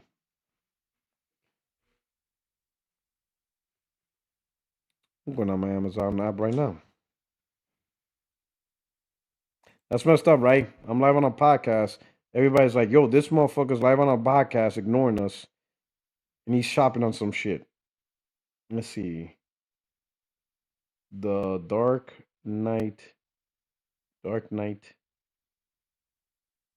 Trilogy 4K. Prime membership. Let's see what we got here. Dark Knight Trilogy 4K. Ooh, Dark Knight Trilogy Collection, UHD, BD, 4K Ultra, $37. Receive by Monday. Dark Knight, or that's just one. I want the trilogy. Dark Knight Trilogy 4K Ultra Limited Steelbook Edition. I don't care about the Steelbook. Dark Knight Trilogy Special Edition. Oh, that's DVD. Dark Knight Trilogy Ultra 4K plus Blu-ray. No. The repackaged BD. No. Dark Knight Trilogy Batman Begins. Dark Knight Blu-ray, but that's just regular Blu-ray. I need Ultra. Dark Knight Rises. Nope. I think the trilogy, the $37. Oh, what's this? Oh, but this is just Blu-rays, not 4K. I need Ultra. So I think it's the first one. Here you go. Let me double check. Right here. Let's see. 4K Ultra, 4K Ultra HD plus Blu-ray, The Dark Knight Trilogy, features HDR, 30 format, 4K. Yep. Delivers Monday. Add to cart. Okay. And proceed to checkout. Okay. And deliver ends up being $40. Free shipping, $2. Here's my address. Yep. And place your order. Done. Done. That's it. Listen, I just bought it. And if you don't believe I bought it, if you think I'm faking it, on Tuesday, I'm going to show it to y'all because it comes in Monday. So Tuesday's podcast, you're going to see that I own it. I'm not lying to y'all, man. It's take just your favorite movie, just your favorite all-time movie that you love. And if it's in 4K, just buy that one movie. And whenever you want to watch that movie, watch it on your PlayStation 5. Or if you already have if you already have a 4K player, then probably you're buying 4K. But if you don't, and your only 4K player is your console, you know, whether it's Series X or your PS5, just buy that. It's one movie. It's just that one movie. Now, if it's one of those Lord of the Rings type shit or whatever, you have a whole collection. Okay, I don't know what to tell you, but your one favorite movie deserves that. That's the one favorite movie, and you will not regret it. You're gonna, whenever you want to watch your favorite movie, pop in that disc and watch it at its best. Gordo P 23. Thank you, brother. Thank you for the super chat. Why don't these services let you download the 4K version on your console or TV like on mobile? Wouldn't it be the same as Blu-ray? Yes, technically. You know, like how you can download at the highest bit rate or the full thing. That's a good question because, like, on a tablet or on a phone, you can download Netflix movies and stuff like that. But you can't do it on your TV. Maybe because of the lack of space. Because most TVs don't have, like, you know, terabytes of space like phones or tablets. I don't know. That would be nice if they gave us the option.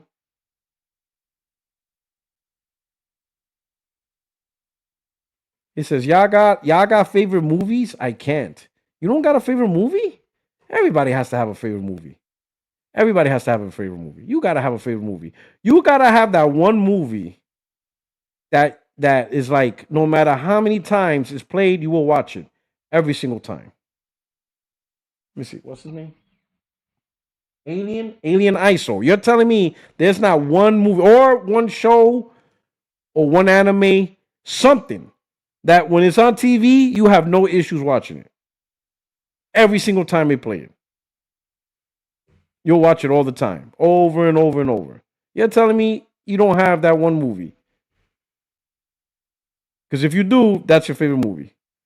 What tablet or phone has terabytes of space? I mean, you know what I mean. Well, like the phone, well, like no, not terabyte, but it has like 500 gigs now. Like what's like, for example, iPhone 17, right? That's what's out. Let's see, what is the most storage space an iPhone 17 has? Let's see. The iPhone 17 Pro Max offers storage in a lineup with a maximum of 2 terabytes. So iPhone 17 has 2 terabytes. I'm not bugging. I mean, so see, I'm not bugging. I ain't lying to y'all. I thought, for a minute, I thought it was crazy. I'm like, I could have sworn. Because my wife, I think she has the 1 terabyte.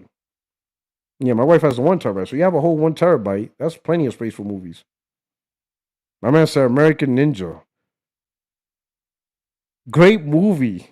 Great 80s ninja movies, man. We don't see movies like that no more. Bloodsport. Oh man, you guys are bringing out some classics. The Godfather, Scarface, good Scarface. The other day, last week, we were talking, and we were talking about Scarface, and my dad goes, "Oh, I never saw that," and I looked at her like, "Wait a minute, hold up. We never watched Scarface together," and she goes, "No, I, I never blessed you with the knowledge of Scarface," and she's like, "No," and I'm like, "I failed you as a father. Like, I am so sorry, daughter. I, I, neg- I just never like. Are you kidding me? Like, what was I doing?" Like my dad and mom took me to the theater when that movie came out. I watched that movie. There was a small theater in my old neighborhood in Brooklyn. It's called the Chopin, and I saw that there. And I was a kid watching Scarface. So my dad did a better job raising me than I did with my own daughter. What are we talking about? But I corrected that situation. We went and we saw Scarface. And then when she saw the movie, right? The crazy part is this was what interesting about the movie. When she saw it, a lot of the lines and mannerisms, just certain things in the movie, she's like, wait a minute, now I understand certain things. Like, for example, say hello to my little friend. She used to see that joke all the time, but she never realized where it came from. You know? Or when people used to joke and be like, I'll take your fucking bullet. And she's like, I used to hear that joke all the time. I never realized it was from then. She's like, I just never realized that. Like, she heard the joke, but she never got the reference. Like, she never, like, think of all the comedy skits. When people say hello to my little friend. She never realized that the source of that thing was Scarface. So she saw, like, wait a minute, all these little things. Now she get the joke. Now she saw the inspiration of all these comedy skits or conversations when people mention stuff. I was like, but it blew my mind. I'm like, yo. And I'm like, is there any other movies that we didn't see that we should have seen? And she's like, I don't know. Like, well, name me another movie you think. And I'm thinking, Lethal Weapon? She's like, no, we saw that. And I said, hold up. The Dark Knight. She goes, I'm sick of that movie. I'm like, woo! Woo! Oh my God. If she would have said she never saw The Dark Knight, I would have been like, just call Child Protective Services. Yeah, I know you're old, you're an adult, but I need to atone for my sins and my crime.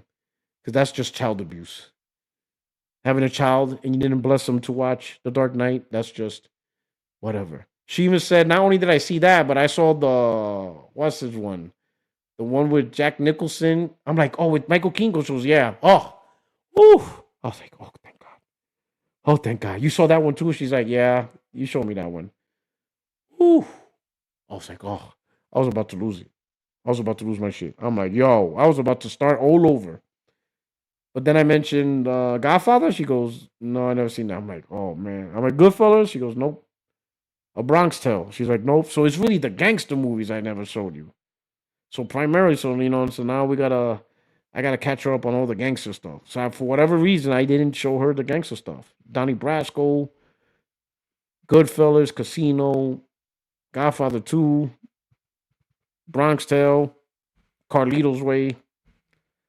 So we're gonna have some movie nights with the family again. Carlito's Way, yep, Carlito's Way. Awesome movie. Awesome movie. You know what I'm saying? Well, but anyway, let's see what's this.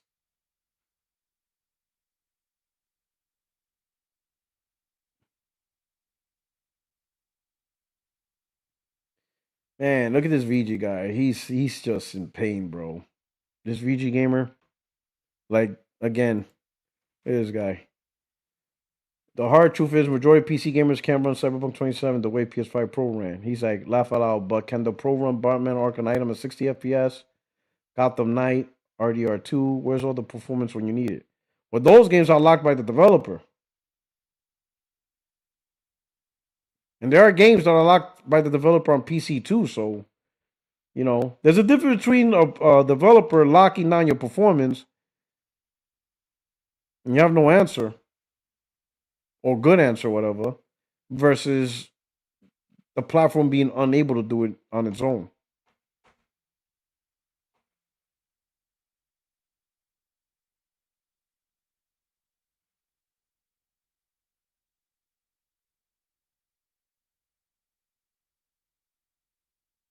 Let's see what else.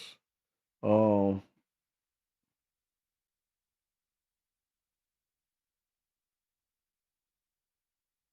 let's see what else.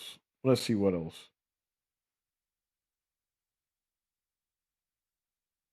I'll be honest, my timeline, you know what? You know what's also flooding my timeline is a lot of Trump stuff. Like fuck. Like a lot. All these MAGA voters are now regretting their vote.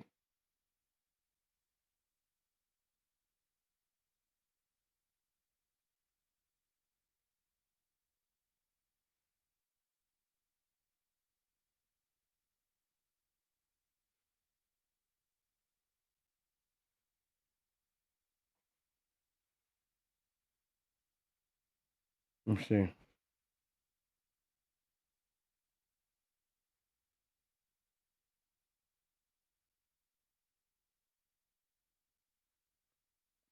Oh my god, my timeline. Just a lot of Trump stuff. I'm like, oh boy.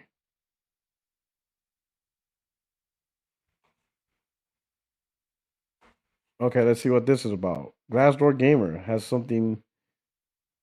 He's been going on a warpath. Like, what are you doing, Glassdoor Gamer? Shout out to you.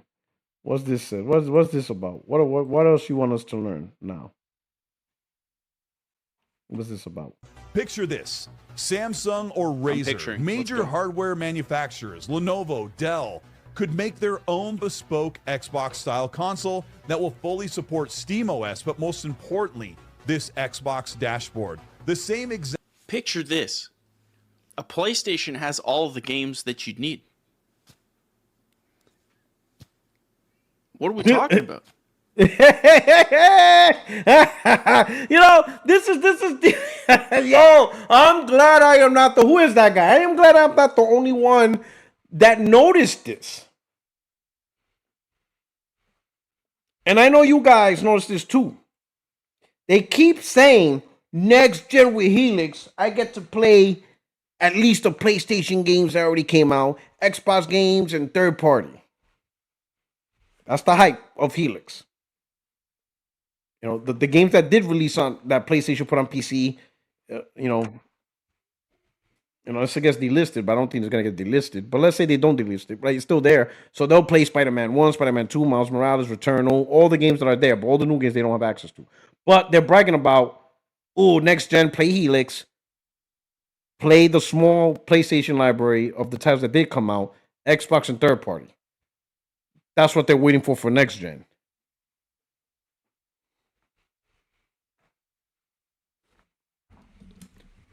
Or you can do that right now by getting a PlayStation 5.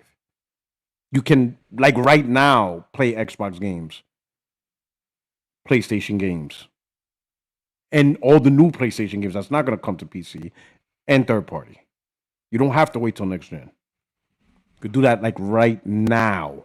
It's like the world you're waiting for already exists.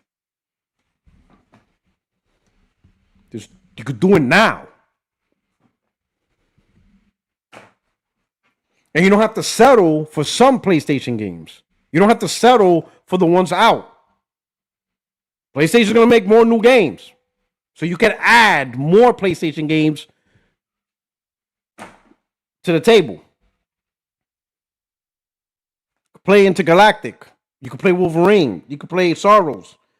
God of War Trilogy. The list goes on.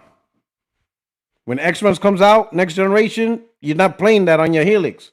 So if you're like, I can't wait to have a platform that plays PlayStation, Xbox, and multiplats, you don't have to wait. The world already exists.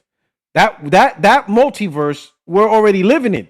We're living that multiverse universe. That's the universe we live in now. It's like now, You were dumb not getting the Pro. You could have bought it before the price hike, and now you're living the world that you want to live now. So this dude, bro, I'm glad. Yo, shout out to you. If Xbox goes third party with this third party OS thing, again, why would I not get a PlayStation? I would get every game. The Samsung console with full integration of Xbox means that your new And like, why is Cole talking about Samsung console? You know what's funny? This is what's funny about. This is why, like, man, Xbox content creators really suck at this. So you're telling me that Helix is not a PC, it's a console, but you're gonna have consoles made by third party, Samsung, Dell, whatever. So they're all going to invest in building consoles instead of just letting it be a PC, which all third-party hardware developers already do. So all this massive third-party developers, manufacturers, hardware manufacturers, they're going to build a new type of device when you could just simply use the same strategy that they already are doing, which is building and selling PCs. And the only thing they need to do is just update the Windows 11 OS to be able to play console games from the Xbox library. Like, wouldn't that be much simpler and cost effective? Just sell PCs that can play console games. At least a backwards compatibility console game. You know what I'm saying? So the whole third party, everybody's making a bespoke console makes more sense than a world of selling PCs. You see how crazy these guys are? That shit don't even make sense. Xbox style console would play nearly every PC game available across multiple storefronts, but most importantly, so you know what actually plays every PC game available? A PC. Just a PC will play every PC game available. Because the reality is, the next platform, you're not worrying about playing PC games if it's in fact a PC. The only concern you're worrying about is the console library. That's the only problem you have to figure out. So you're not going to build a console and worry about if you're able to play PC games or not, or how well, or maybe you only play 80% of the library. Or no, you launch a PC because it's a PC, and then you figure out the console. Because here's the thing: even if they can't get 100% of the console library, any amount is still a decent amount, and people will just deal with it. Because look at it now, Xbox is not fully backwards compatible with 360 and OG and the OG Xbox games. In fact, the OG Xbox maybe has 30 games that are backwards compatible. The majority of the library of OG Xbox you can't play. It's not backwards compatible. It's only like 30 games. And then for the 360, it's like 500 games out of the thousands. So they don't have full backwards compatibility across the whole entire platform. They have enough. They have a decent amount. It's good enough. So strategically, it's just easier releasing a PC and figure out how to get console games. Even if you can't get all of them, like 300, 400 is still good enough amount. You work your way, and then over time you improve it, and you keep just adding more and more. bring over every single Hold on. Let me go right here. Xbox game you can play right now on an Xbox console, which includes over 4,000 backward compatible titles. I just chat. I just don't understand. Why would I care? Why would I care? The real money is in the mainstream person. The mainstream person does not have a giant PC library. That it would also support 50-some flagship PlayStation exclusives that are now available on PC platforms. This means you can play all of your favorite games, Xbox, PC, and PlayStation, on an Xbox-like console connected to your TV. Brother, that's a PlayStation 5, but you get the games first. He's describing a PlayStation 5, but the inverse. Not only that, It's not the full PlayStation library. You're not going to play Soros or Wolverine on your Helix. So you're actually better off getting a PS5 Pro, or the eventual PS6 than the Helix, because you're going to get all the Xbox games. You're not going to have those exclusives. I know people Xbox, I don't even get involved. I'm not even going to fight that. I don't really care no more. I already done that because I did that, with the whole Xbox games going to PlayStation to ad nauseum. Now I don't give a shit. Let them talk. Let them think they're going to get exclusives. I'm not going to jump in, make videos, argue with them. Fuck them. They're lost anyway. They didn't learn, so whatever. But in this case, Helix, Xbox, third party, and the 30-something games, whatever the PlayStation got. That's it.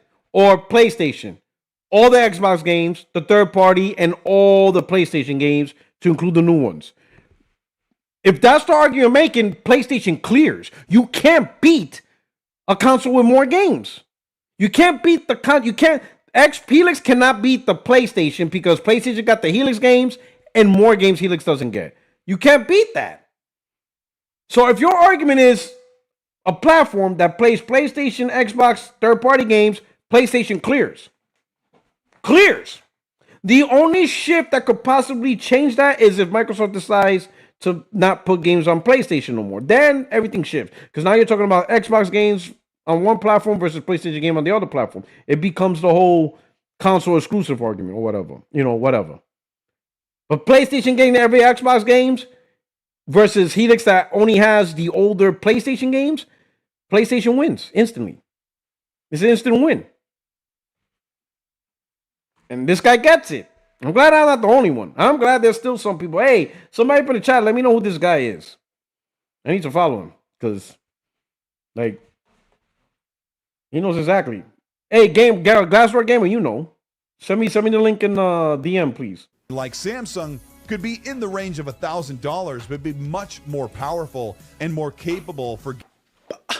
I feel like I'm taking crazy pills, man. Who would buy it? Brother, who would buy it? If you're going to spend $1,000 on a console, even if it has Steam OS, why would you not just get a PC?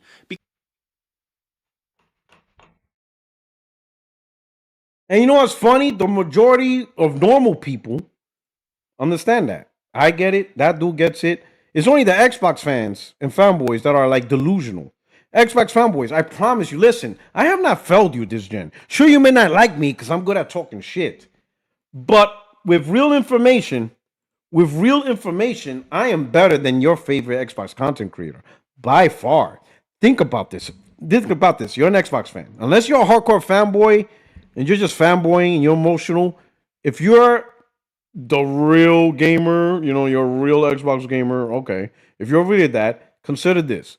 I told you PlayStation games were going to Xbox. Guys like Colt, they said no, they're going to be exclusives.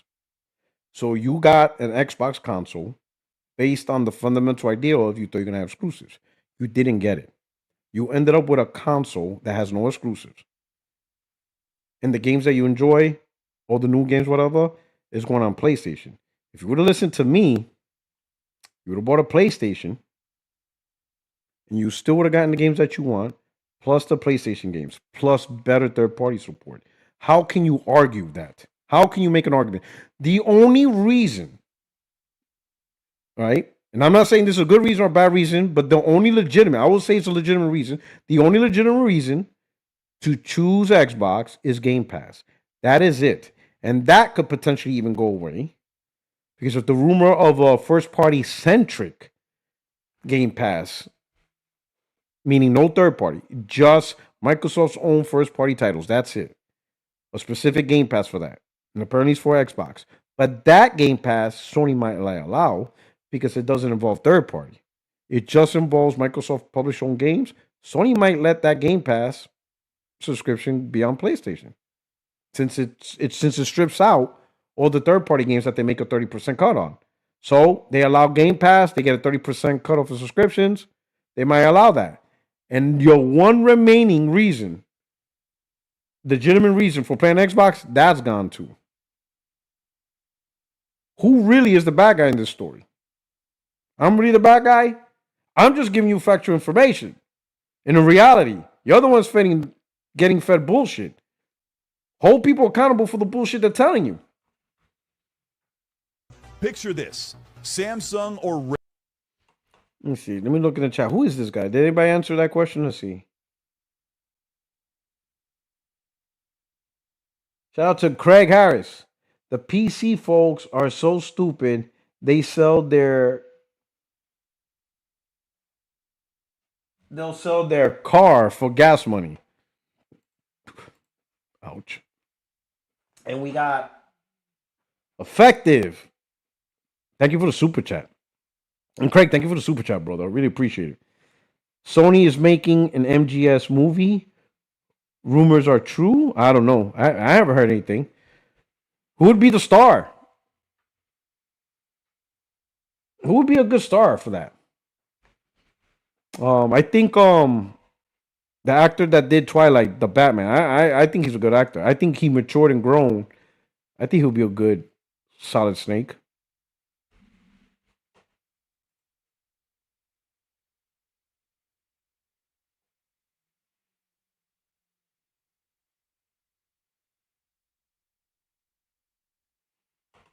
Let's see. But yeah, I really would like to know who that guy is because, I would imagine there's a lot of content creators with just common sense. And we're just stuck in algorithm with the morons. That's what I'm thinking. Oh, let's see. What is this? That's what I have a feeling.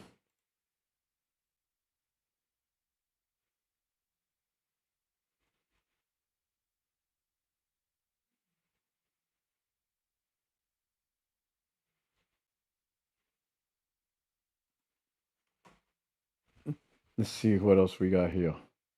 What else we got here? I'm gonna be honest, guys. Listen, I'm gonna tell you the truth. I love you guys, but I so want to start playing Resident Evil right now. Like, yo, I so want to turn off this podcast and play Resident Evil right now. But I love you guys, man. I really appreciate you guys rocking out with me. But my TV is like literally like, bro, really? Really? Like I'm hearing like my OLED TV's talking shit right now. It's like literally looking at me like right now, like, bro, you on your dog shit channel instead of playing me? Yo, pick up that controller, bro. Pick up the controller. Pick up the controller. You've been waiting for me. Yo, if it feels like heroin. I feel like fucking a drug addict. Like I'm itching, and I'm like, it's calling me, man. I'm like crying. It's calling me. It's calling me. I can't help it, man. I just need a hit. I just need a hit. I just need a hit, dog. I just need a hit. I just need that OLED hit. Yo, I'm hurting right now, bro. I ain't going to sleep tonight. Look, listen, it's been a long time since I broke night. I'm gonna stay up until the sun comes up, bro. I might platinum Resident Evil by tomorrow. I might have Resident Evil Platinum by Tuesday's podcast. Chill will be mad as fuck if I platinum that game before him. He'll be like, how the fuck? He'll be like, fuck off. I'm gonna play that game till my eyes bleed, bro.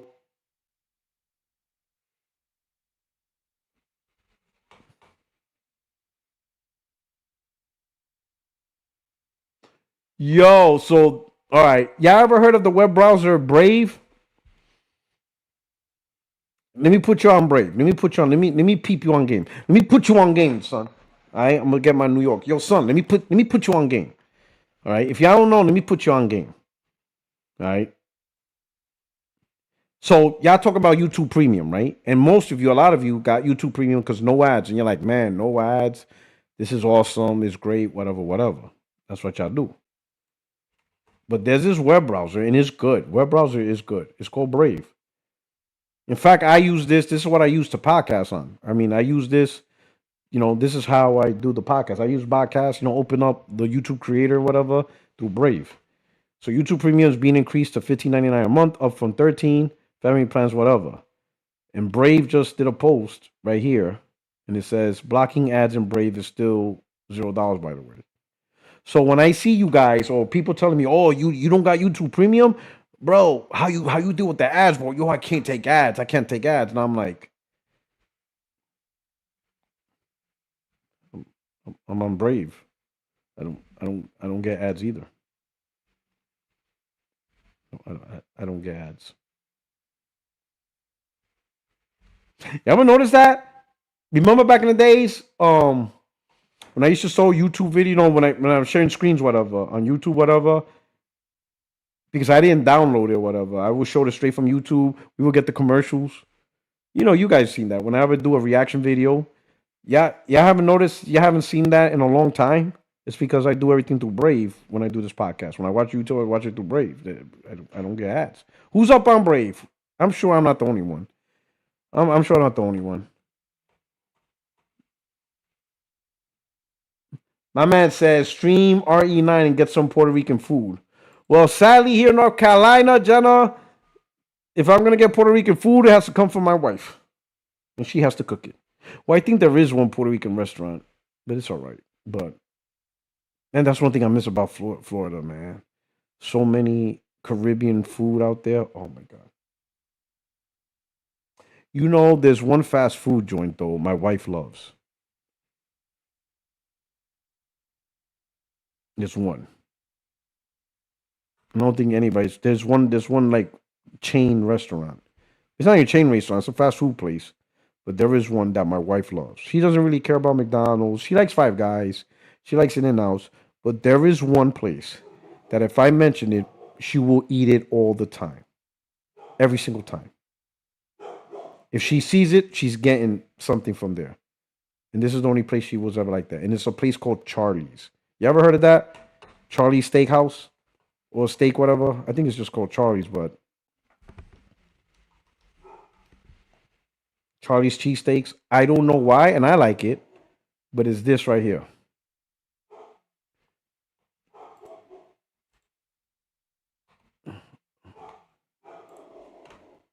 This right here. Wherever we go, and we get the same sandwich. Bacon 3 cheese. And it's not really like Philly. I had an actual Philly cheesesteak from Philly. And oh my God, it's incredible. But for a fast food place, we love this place, man. She will eat this every single time. Oh, my man said the strawberry lemonade is good. So you know. Listen, I'm not gonna say this is like real Philly cheesesteak, because I had one.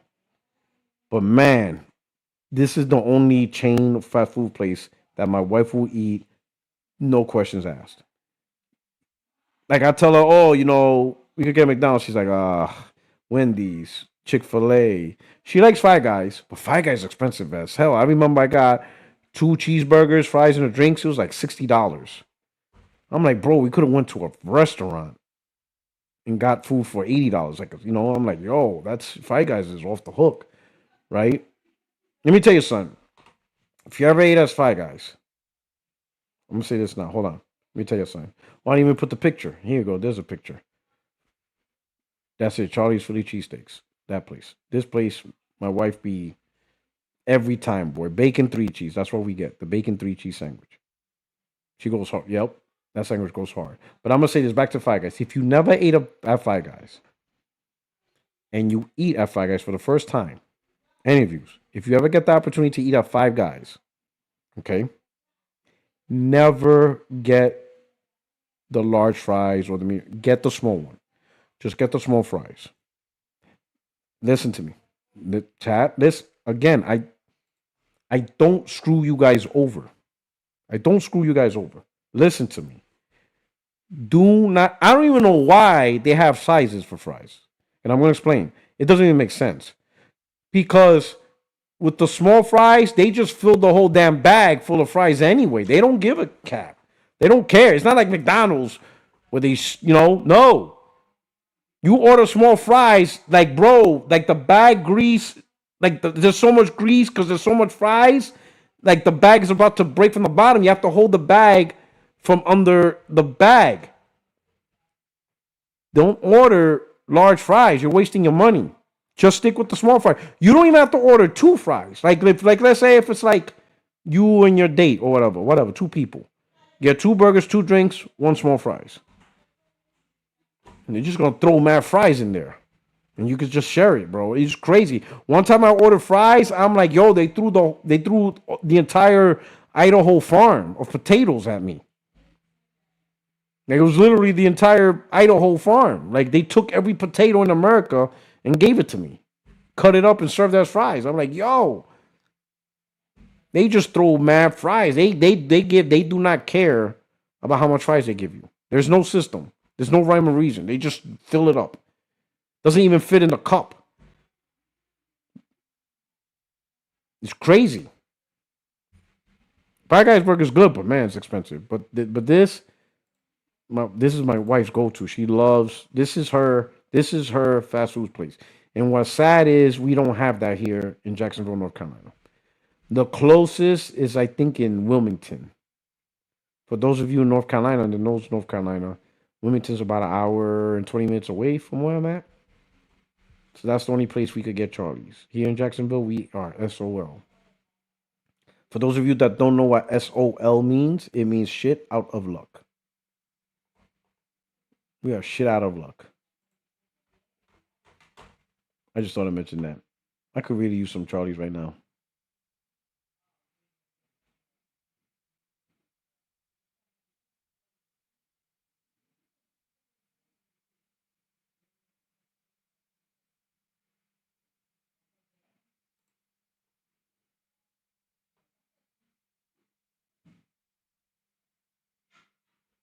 Let's see what else. No, I get that. So anyway, Brave. Back to Brave. Who's up on that Brave? Galaxy Fur. Thank you for the super chat. The YouTuber was Zank A Direct, I believe. I think Glassdoor, you said you sent me the link, right? Zank A Direct. Let me see. Did you send it to me? I would definitely want to see that video. Oh, for SPR, send it to me. You probably want the hardcore people who come at the end. Let me see. Okay. Yep. So this is Brave. Oh, there it is. Good shit. Hold on. Let me show you guys right here. Yeah, this is him right here. Zenkai Direct. This was a year ago. Okay, this video was a year ago. Good Morning Live 51. Small channel, but hey, man, let's give this guy some views. I'm gonna hit the like button. There's no way I'm the only person that liked this video. Yo, that's wild. That is wild. Man, good luck, brother. Man, keep working, man. I've been there, man. I've been there, man. I absolutely been there. But let's hear him what he says. It just seems crazy. I never understood it. Let's go back a bit. Push to my limits for a full 48 weeks and Oh no, let's go. start. You're crazy. You're crazy. The whole point of a subscription on YouTube is the viewer is saying, I want more of this. You haven't even told me what the video hasn't started. So how could I want more of this? YouTubers, you put it at the end. And also YouTubers, just FYI, the people who come at the start may not be the people that you want to subscribe. You probably want the hardcore people who come at the end. It just seems crazy. I never understood it. Let's keep going. Be notified of new content, and let's talk about Xbox's future and a very powerful console. Windows Central Jez Corden reported on an unorthodox. Just real quick, I have to say, I made a tweet about this. The most powerful console, and I apologize for all the pausing, but personally, chat, I just really don't think the most powerful console stuff is the right way to go. I have never seen it work out. Like, when has the most powerful console ever worked out in sales? It's usually not. He does have a point there. He is right. He's not lying. I mean, granted, I know there's a lot of talk of the Pro, but let's be honest, Pro's not outselling the PS5. PlayStation primarily has things unlocked because of the base PS5. Pro's a great thing, great concept, great work. It's just great. But let's make no mistake, the base PS5 is what's bringing the most success, whatever, and stuff like that. PS5 Pro is great hardware, but the most powerful console strategy is never like the winning formula. You know what I'm saying? For a generation. It just never has been. You know, good competent hardware with library, with games, especially at launch and, you know, that things like that. That's what does things. Like, really. So he ain't wrong. Xbox, the original Xbox, was the loser. It was the most True. powerful one. True. The PS3 started as the loser for a long, long time. Most True. powerful one. I don't think True. the N64 was more powerful than the PS1, was it? I think Was it? so. Maybe. If it I was, think it so. proves my point again. Yeah. I think there's like outliers, but like typically the most powerful one is not what people want when it comes to a console. You got Steve and Jeff telling you that yeah, I want my console to do 120 frames 4K. Like, but Steve and Jeff are rocking a CRT TV because they can't afford it. Okay, they can't afford that 4K TV. It's not happening. Nobody wants consoles for that. When I say nobody, I mean the mainstream. The powerful thing seems like such a waste of time to try to pursue, and not the thing you should do for a console. For PC, it's different. And the whole premise behind that, as I've said many times on the stream, is anyone who wants graphics is such a niche thing. And when you hit someone with a niche, like a love for something that's super niche like that, or a niche, or however you want to pronounce it, that type of person, money is no object. They are going to save all. I kind of disagree. I think he's going to. Well, it's old video. I can't be doing reaction on old video, but I think he's doing it to. How was the word? He's doing it. What's the word? When he limit himself to just two options, binary. He's making this conversation too binary. I think it sounds like it's a bit too binary. Gamers care about graphics. It's just to what level gamers are going to take it there, right? Like how far is graphics going to go? You know what I'm saying? You have to care about graphics because gaming is literally a visual medium. Like, in fact, that's the first thing you see. In fact, you see graphics before you see gameplay. Because you really only get to experience gameplays when you play the game. But before you play the game, what did you see? You saw the trailer. You saw the game. You see graphics. That's the first thing you see. That's why for a while, consoles were stuck at 30 because you get the best visuals at 30 frames. You know what I'm saying? Because if you double up the frames, you get worse graphics. That's why there's a lot of single-player games at 30. That's why even with the Pro on the PS5, you still get games in quality mode at 30 frames because that's the best graphics. So, certain point, people do love graphics to say that especially casuals, because that's the easiest thing for them to see is graphics. A nice looking game. But if you push graphics too hard, and I don't mean push graphics too hard in a sense, if you put your focus on graphics and not on content, like you screwed up the content, then it's not going to work. You can't have the most powerful console and launch with no games. Microsoft did that. Well, I ain't going to say twice because I don't think Series X is the most powerful console. But let's assume for argument's sake, for the conversation, Series X is the most powerful console before the Pro came out, when it launched. So let's say in 2020, Series X is the most powerful console that launched in 2020. But you launched with no games. Before that, during your mid-gen refresh, you had the Xbox One X, which was the most powerful console. But you launched with no games. You launch with no games, then the most powerful doesn't matter. Who cares? Who cares? The same thing with PC. I'm playing my games at 240 FPS. Are you playing Sorrows at 240 FPS? No, then I don't care. I don't care if you can play at 500 FPS. You're not playing Sorrows. It's at 0 FPS. Wolverine's at 0 FPS. Yotai's at 0 FPS. Whatever number you come up with, you know what I'm saying? So it's the content. So he's partially right. He can't, but he's partially right, but he can't say that nobody cares about graphics or that it's an interesting. It's not. A lot of games like good graphics. It's just if a company goes all the way, pedal to the floor on graphics, the very best to say, we gotta have the very best hardware with the very best performance, but they put a little effort to give you content, then it's just pointless. It's just not much. It's just not much. It's just like what's it for? Why have the most powerful console with no games or with just multiplats when you can have? Okay, it's not the most powerful console, but it's a great console, great graphics. It is great, and it has a lot of great games. All their doubloons to get the most graphics because that's the thing they care about the most. So eventually, they'll move away from the console and they'll get a PC. It may not happen tomorrow, may not happen next week, the next month. It will eventually happen. If you like graphics, you're going to go all the way. It's just going to happen. Nah, not necessarily. Because again, at a certain point, even if you like great graphics,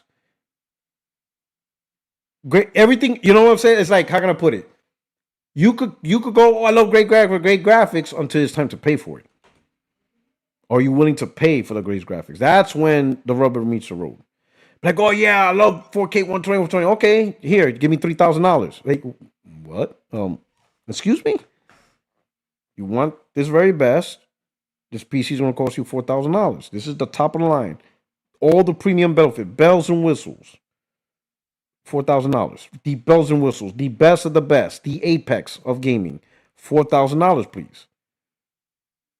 Well, you see, I don't have to go all the way now. You see what I'm saying? Then the attitude changes. You know what I'm saying?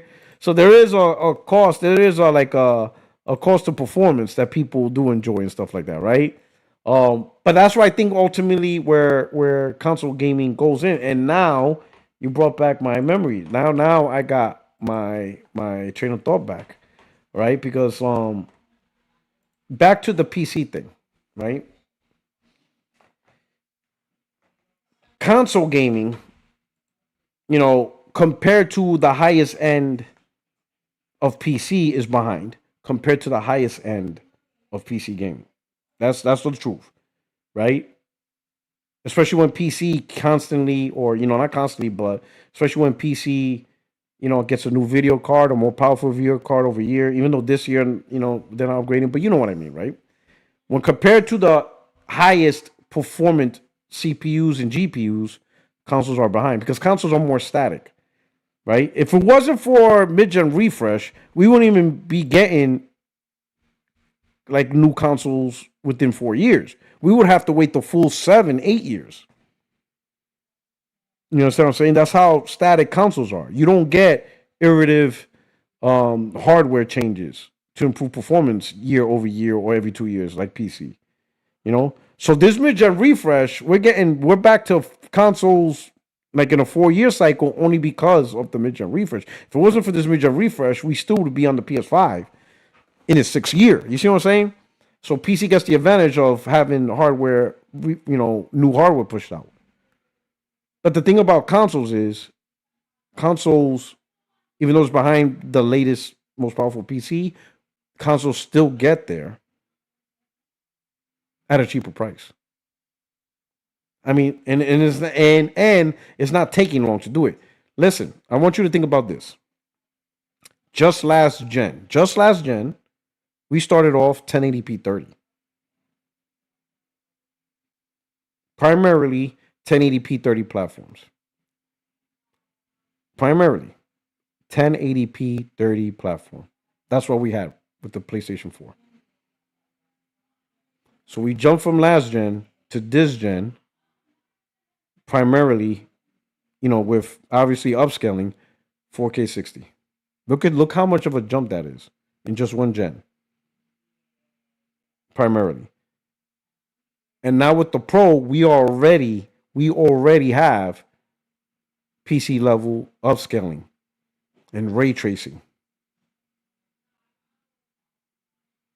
All we had to do was just wait a gen. It was just a 1-gen thing. Next gen, I have a feeling we're going to be doing path tracing. Mark Cerny, listen. In Mark Cerny, we trust. No one could talk shit about Mark Cerny. He delivered. The hardware god. That dude can't touch. He can't be touched. But when we do get those features, we don't spend $4,000. PC gamers were paying $2,000 for 4K 60 with ray tracing and all that stuff. We got $500, $700. Now with the price raise, okay, $900. But you know what I'm saying? I bought my PlayStation 5 Pro for $700. And for those of you that listened, you got yours for $650 if you bought it during the holidays. And you can see Cyberpunk. You see all the great technology at its cost. That's the thing about PlayStation. I mean, about console gaming. Sure, it's behind the curve because there's a longer period for console hardware development to be made because the hardware doesn't get made every year or every 2 years. No, you have to wait 4 or 5 years and stuff like that. But when they make it, you get it at a better cost. So you get great hardware from consoles. You get, listen, to this day, I'm sorry, consoles provide the best bang for the buck when it comes to cost and performance, hardware, stuff like that. Best bang for the buck. Absolutely. Absolutely. Sure, it's behind top tier hardware, but it's definitely better than 70% of the PC, or what 70% of PC gamers had, because Steam, Valve gave us the data, so I'm not trying to hear. Like I said, there's no reason to argue. You could deny it, but your own Valve, the people, the Steam, PC gamers love Steam. Valve made Steam. Valve sees what you PC gamers are playing, and Valve said that, hey, 70% of you gamers that play on Steam, your PC is equivalent or weaker than the Steam machine. And the specs that got released for Steam machine ain't all that impressive. It is what it is. Argue with Valve. They released the data.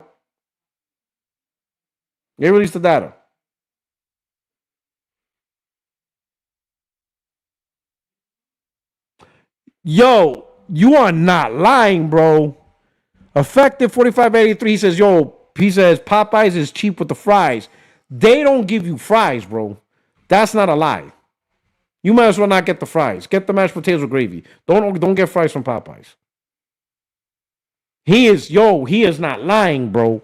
Holy shit. He is telling the truth. Listen, I am telling you now. Once again, I'm going to take care of my peoples. I take care of my peoples. I take care of my peoples. Listen, if you see this place,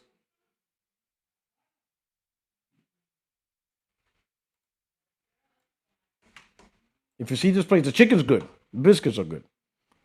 But if you see this place, don't even bother getting fries. Bro, don't do it. Don't do it. For what? Don't do it. Every Popeyes I went to, they even had a Popeyes on base in Germany, in the food court.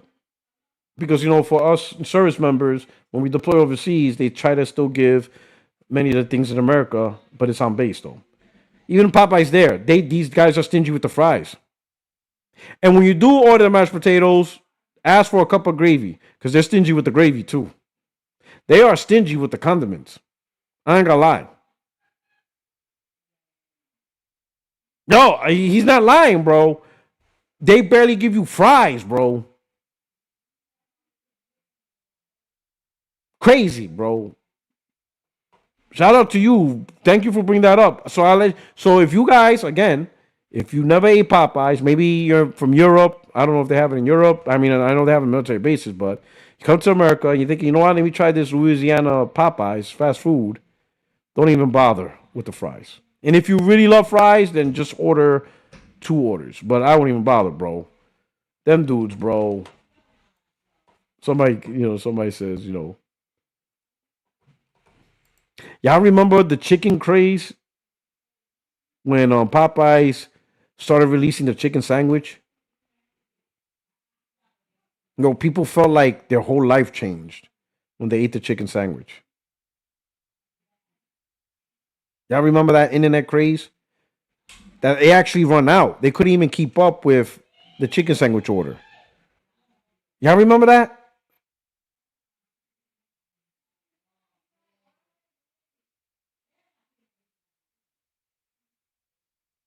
Yeah, Boondocks episode. Oh yeah, they made an episode of it. Yo, that chicken craze, like Popeyes went through this chicken craze. Like for whatever reason, they never made a chicken sandwich, so they started making it. And apparently, like people were like, "This is like the best chicken sandwich ever." People were doing YouTube videos, and then I think it's grifting. But like the sales was getting serious. Like Popeyes was running out of chicken sandwich, like by early afternoon. They'll show the video of people bringing whole chickens, so that way Popeyes could chop it up and make the chicken sandwich. That shit was hilarious. People brought in like whole chickens that they bought in the supermarket. Because Popeyes like, hey, we ran out of chicken sandwiches to make. So people say, hey, here's a chicken, chop it up and make it. And they're like, that's not how it works.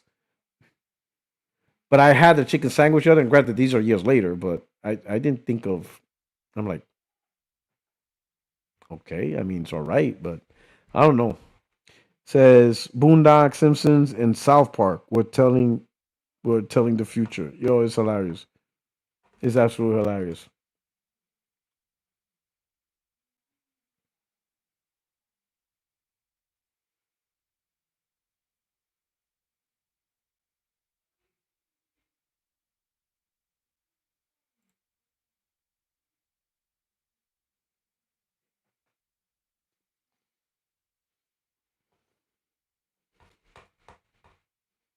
Well, this is cringe.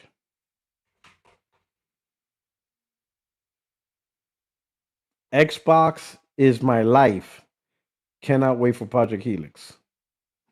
Thank you, Team Xbox, for everything.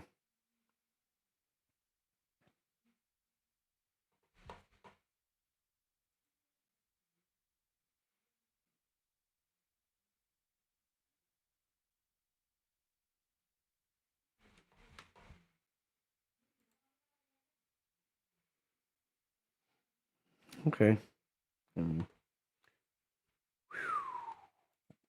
More power. If you like it, I love it. If you like it, I love it.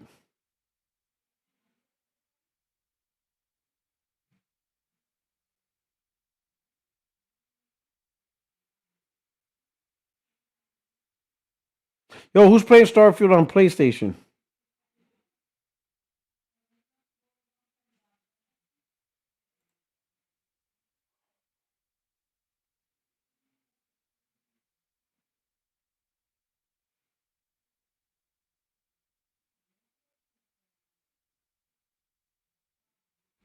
Wait a minute. What am I reading? Oh, okay. It's time to get off the internet.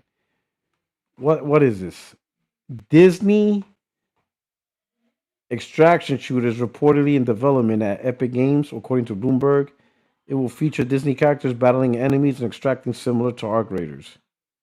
Escape from Donald Duck. Well, I know he's joking, but a Disney extraction shooter similar to Arc Raiders. What are we doing here? Like Disney, what are we doing here?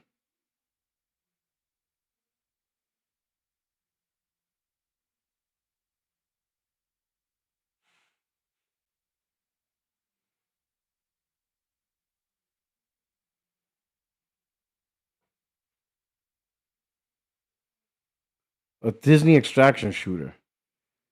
Why?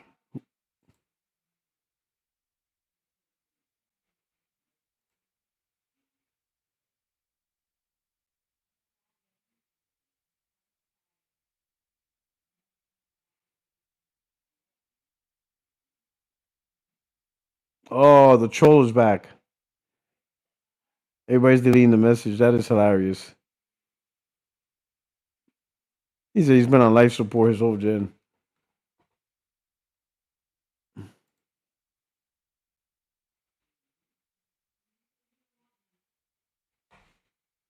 Oh man. Let me see anything else. Let's see. Yeah, I guess the PCL.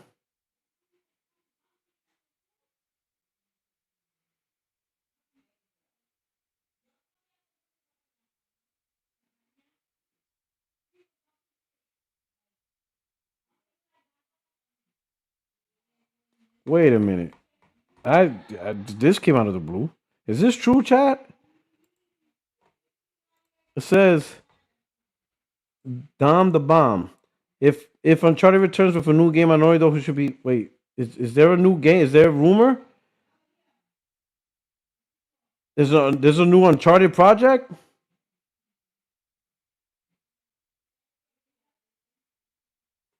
That's a thing. That's a thing, really. You know what? The fact that they skip a generation is a good thing because they already had Uncharted 4 and Legacy of Thieves, whatever. Give it a good break. Come out with a new IP, and then come back strong with Uncharted next gen. That would be huge. Shout out to Effective. He says, I'm from the BX. No doubt. Yeah.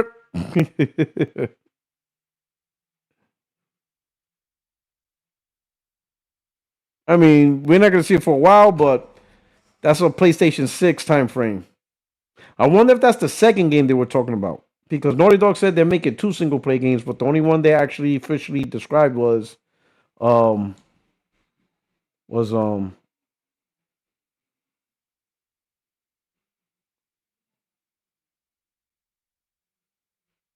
Intergalactic. You know, that's the one they officially described.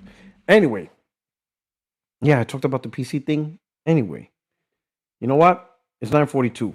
Listen, guys. I'm gonna be honest. I love you guys. I really love you guys. I really do. We talked 2 hours and 42 minutes. But man, this OLED is calling me, bro. This is for this, yo. Listen, you gotta give me a break here. You gotta want to play. I'm gonna play. We're gonna go. We're gonna play some Resident Evil. We're gonna get it. We're gonna do this, dog. I can't. I tried. I tried to make this a 4 hour. I can't do it. I can't. My mind is wandering. I can't, bro. I can't. It's like having Jennifer Lopez in my room. In lingerie. You know what I mean? I can't do it, bro. I can't. Listen, I can't. Listen, I've been on that TV. I've been on that goddamn LG TV this whole time. I was playing Claire Obscure on that shit TV. I was playing games on that. I can't, bro. I can't. I'm sorry. I love you guys.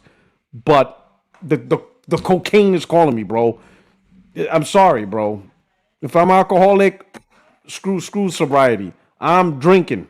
You know what I'm saying? I gotta do it. So we're gonna end off the show. I hope you enjoyed it. Listen, I love you guys. But you gotta understand.